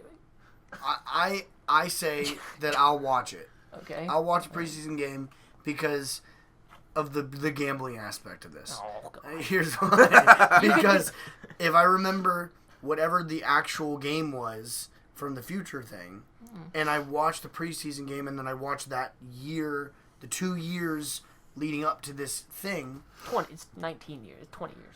Oh, it's 20 years. 20 years. Fuck that. I don't watch it. No, I'm going to get into it at some point. I don't watch it. All right, so that's right. All right, Karsen's been laughing this whole Karsen's time. got What a do you video. got? I'm gonna stay away from the portal, but if I did see it and I was disappointed, this would be my reaction. Have you guys heard of Horton Hears a Who, right? Uh-huh. Yes, but I picked that earlier as the 20 question answer for me. Oh, really? Yeah. Oh, so, have you ever read the book Horton Hatches the Egg? Yep. Did you know in 1940s the Looney Tunes made the? Yep. I know what you're gonna play. Oh damn! I'm kind of disappointed. No, I don't. I don't know. So. Dude, I saw this when I was in 2nd grade. Oh gosh. This would be my reaction if I looked through the portal and I was not happy with what I saw. Well,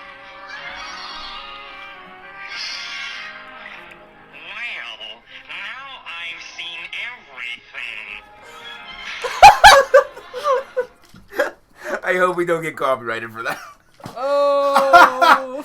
Dude, if we're gonna get copyrighted for everything, it's not gonna be for that. It's gonna be for me seeing Nickelback twice. That'd be wild if it actually pulled up the song and everything. Like, this song was... Okay, I'm not gonna elaborate to the listeners what that was. So... There's a fish blowing up in Horton Hears a Who. So, I made a gesture about that when he was explaining it, and it just randomly came to my head. I was like, I remember this from 20 years ago. Anyway, okay, hilarious. How would you somehow link this into your dungeon? No, I need to know. The cat? Are we on the cats? Oh, No. we're on the portal. Canadian football. All right, so the dungeon? Yeah, how do you How link do this I scenario? even do that? That's what I want to know. Turns out, the future that he saw wasn't him. It was the gorilla. Because he's just sitting in the dungeon watching Canadian football for 20 Can I years. go through the portal? No. No, it's a crystal ball. Oh, it's a crystal. Oh, It's a crystal ball. Yeah. I would just. It's a plant here. What happens with the if I choose not to look into For all it? the What Lord of the Rings what happens fans to the listening, crystal? That was for you. Just go. The I would just keep it in my living room next to my But the problem is someone made it. superpower pill, and yeah, it would just be a lawn ornament. So you're And I'm not looking in the gonna future. just. So, I'm eternal, man. I so know you're what gonna. my future So, is. but you're gonna, for lack of a better word, eliminate the person that created the crystal, so you can take it. There's a person? Well, so it says someone builds it. That's what they say. The doesn't- manufacturer, is he around? The manufacturer. Good question. Is it a kind? Did one person come up with this on their own? Because I'm taking that person and This putting whole him in the thing just dungeon, kind of you know? seems sketch. I think I'm going to avoid It it. is sketch, but they don't I'll give give you it a to lot, someone you know. else. Next question. Okay. Here we go. This is a bit of a philosophical one for you. All right. Question 17. You are sitting in an empty bar in a town you've never visited before. I'm sorry. Ignore the shenanigans. Anthony was doing something crazy, bro. Talking about him scratching my chest, bro. He's scratching his belly, man. That ain't his chest. Oh. Let me exist, bro. Fuck you. Next question. Question 17. Let me scratch, bro. What, you weirdo. You are sitting in an empty bar in a town you've never visited, drinking Bacardi with a soft-spoken acquaintance you barely know. Fuck yes. I like this one. After an hour, a third individual walks into the tavern and sits by himself, and you ask your acquaintance... I said that wrong. You ask your acquaintance, who the new man is. Why the fuck do I care? He says, Dude, I got a super gorilla at home. I don't give a shit about you.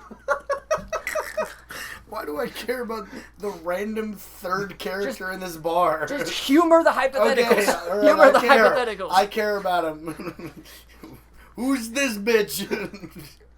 Maybe it's just the sheer mystery of there's nobody in this bar except you, and then he just walks in by himself. I don't know. Listen, all right. Okay. He walks in, right? He walks in and sits by himself, and you ask your acquaintance who the new man is. He says to you, be careful of that guy. He is a man with a past. Okay? A few minutes later, a fourth person enters the bar. He also sits alone. And again, you ask your acquaintance who the new individual is. He says to you, be careful of that man. He is a man with no past. Which of these two people do you trust less?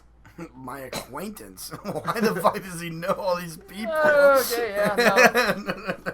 Who do I trust less? Good initial first response. You gotta understand the point of the hypothetical. The guy with the past. You trust less? Yeah, because if he's done something in the past to not be trusted, for whatever reason my acquaintance knows he did something weird in the past, there's at least evidence by someone that this person has done something weird in the past. So I don't trust the past person. The no past person, that's just a fucking guy that I don't know. That's all that is. That's just a guy I have not interacted with, and my acquaintance also has not interacted with. Well, he's interacted enough This to guy know has him, no but- character development. Well, Have you talked to him? No. Well, then how the fuck would you know? I don't think like it's just this one. This one's... Because the man with no past, there's nothing for you to... The real answer is I Nothing. don't trust my acquaintance. Yeah, no, that is kind of the This thought. is a weird scenario that, one, why would I care about two random people that just entered the bar? I sit there and I start just questioning myself and my life decisions. Like, why am I in this bar? Why am I in a bar? Why I am I don't. here? I live a great life, man. How did I get here? Why am I talking to this one guy? Yeah. He's sketchy as hell because he knows everybody. I don't like this one. Yeah. Here's my final answer. Yeah. I don't care. Skip. Again, I'm Put going him in back. jail. Put him in the cage. I could do that, but again, I'll go back to my original. I'm just gonna stay away. I don't care about this. I got a super gorilla at home that plays football. I'm gonna go play with him. Well, you got more than that, but you More know. than that, you have a magician. Exactly. You have millions of dollars. Is this the weirdest thing that happens to Karsen in this No! universe? In this year? I'll be like, No, well, they better Karsen- not do anything suspicious in this world because I'm after them. Carson, the year prior to this, got a wizard that allowed him to go, or no, not that. Got cats. He had to be the PR manager for Garfield in sentient cats. This year, man, which guy do I trust more in this bar? I was the guy negotiating I with a don't know, or wizard. the guy my friend doesn't know. I was negotiating with a wizard. Hey, man, there's a snail after me. Can you send him to a different dimension so I don't have to deal with him anymore? I don't care about these two people at a bar. I'm going to be like, well, they better not step out of line in my universe because you know where they're going. Okay, and then I walk out. Done. I would, if I were you, take the guy that's the acquaintance and be like, you know something about both of these men, and you're just not telling me. Yeah. You're the sketchiest person here. Yeah, you know? who do I trust the least? You. I'm gonna go sit with one of them. Yeah. You are sketching me out. What if your acquaintance was just talking bullshit and those two guys... That's what I'm saying. That's exactly, can't trust him. My number one scenario is, one, why do I care about these two people that entered the bar? Two, why do I trust my acquaintance who's just spitting bullshit drunk? We're 6 in on the Bacardi. This guy could be saying anything he wants, and I would believe him. All right, gentlemen, there's 2 left. Okay. Yeah, let's do it. Okay, all right. In all 8 right. minutes, we'll cross 3 hours. We're going to cheer when it happens. Oh, we are going to hit that, aren't we? Okay. Oh, yeah. I'm gonna shit All my right. pants.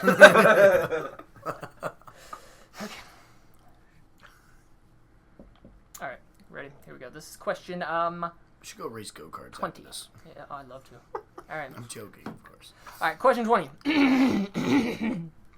I don't know if I've ever read this one fully through, so I'm not sure I know what's going to happen here.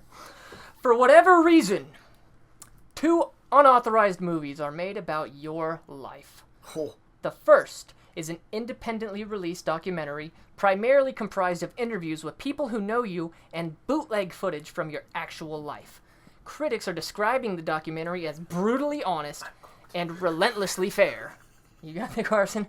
Brutally honest and relentlessly fair.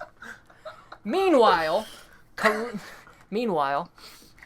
TriStar has produced a big-budget biopic about your life, casting major Hollywood stars as you and all your acquaintances. Though the movie is based on actual events, screenwriters have taken some liberties with the facts.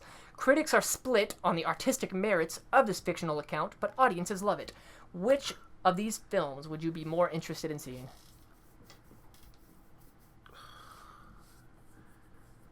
The TriStar one.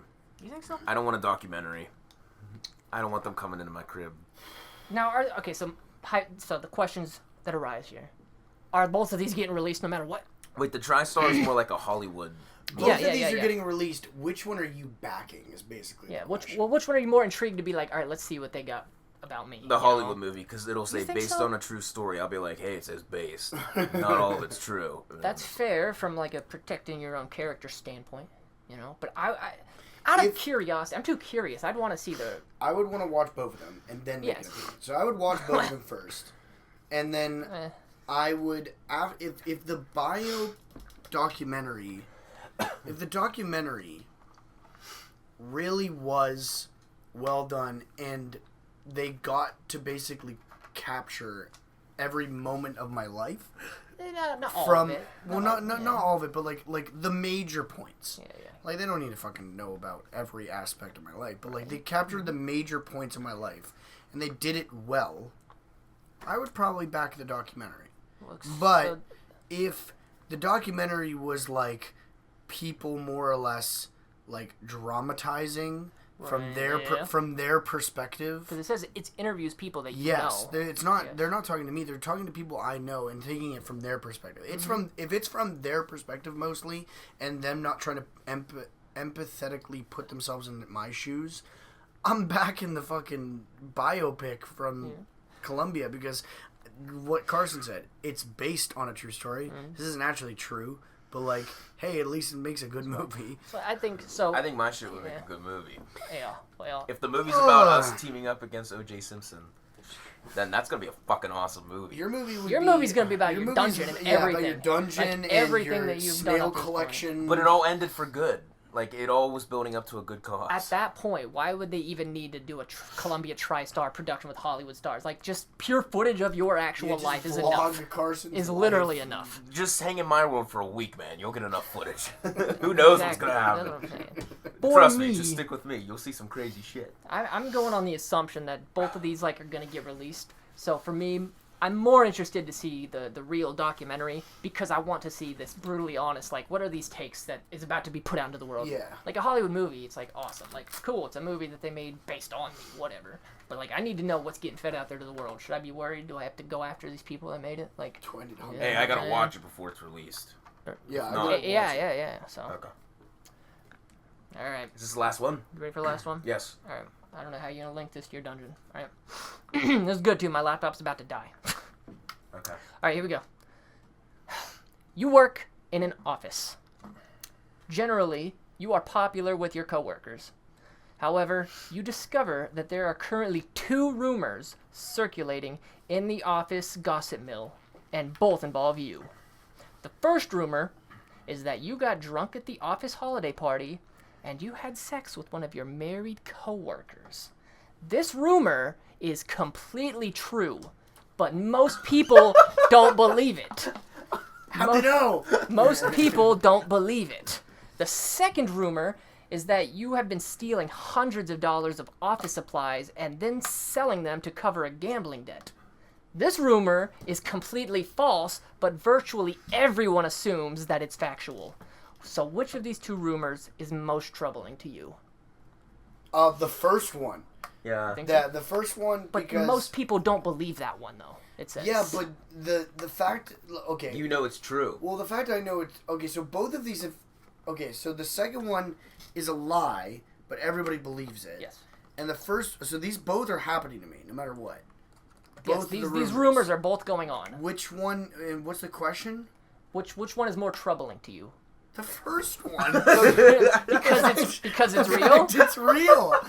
So, Yeah. What? Okay. Well, here's why I What scenario would the second one? Oh my god. No. Okay, so here's what the second one, because it's a matter of like, all right, you're stealing supplies from work on a scale of which, if it were like true, if they were using that, Yeah, but if you could somebody- lose your job. Brother, Like, I could lose it's my that- job with the first one. Yeah, Like, okay, God. yeah, What do you? yeah. What And do you're you- gonna have people mad at you. Yeah, you're gonna have major What was issues. the second rumor again? Second one is you are stealing office supplies to cover a gambling Hundreds, debt. yeah, you're stealing hundreds of dollars, But it's not true. and reselling Yeah. them. If anybody And does yes. any but research, everybody believes it. Yeah, but if anybody does real research into that, they know it's not fucking me. They know it's a lie. Whereas if anybody gets slightly suspicious about the first one, I'm fucked.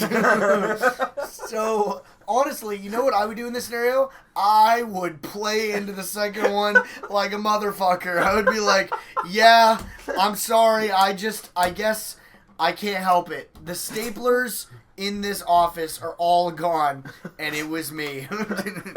You got me. Uh-oh. But you gotta also tell them it's covering a gambling debt.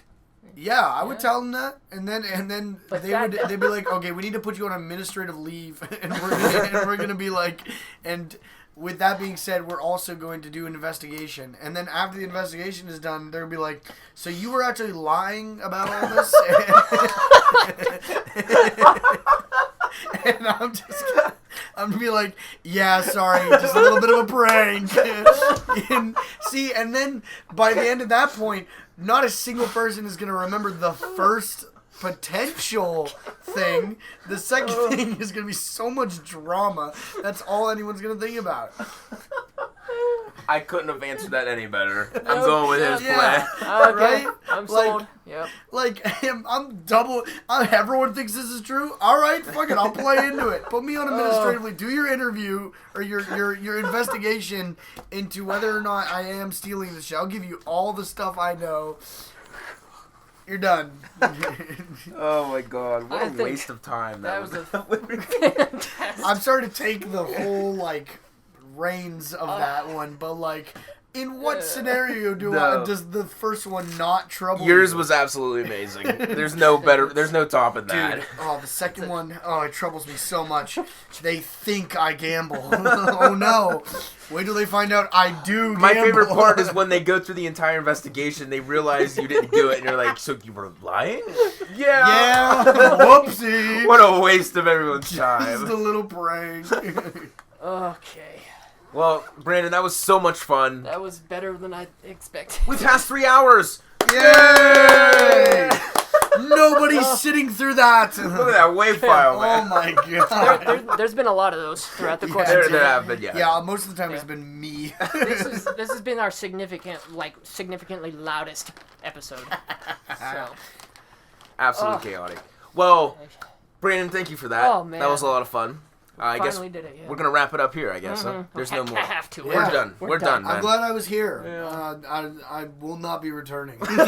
I'll come up with funner activities for you. Dude, this is amazing, man. So much fun. Our longest podcast ever. Oh, We had yes. some great conversations. We learned a lot about you, Carson. We Yeah, did. We learned a lot about your MCU. Yeah, you- of I think I'm going to character- develop this into a characters. series. Yeah, we That's might gonna be great. have triggered something here. We might have started something Yeah. here for you. Yeah. I was here. I'm gonna start developing it right away. Okay, well, thanks again, Anthony, for coming on. It was an honor having you. I expected everything that happened. I totally expected to happen. I'm glad I got to come here and I got to participate. It was fun. Oh, All right, everybody. Brandon, do you want to say anything before we sign off? I don't know how you top any of that. I don't even know how to. Dude, we're done, I man. don't even know how to exit out of that. It's almost 1 o'clock in the morning. We gotta go. I gotta go home. So, okay, Yeah. everyone, thanks for watching. We'll see you next time on After Hours with Karsen and Brandon Lambert. Bye-bye.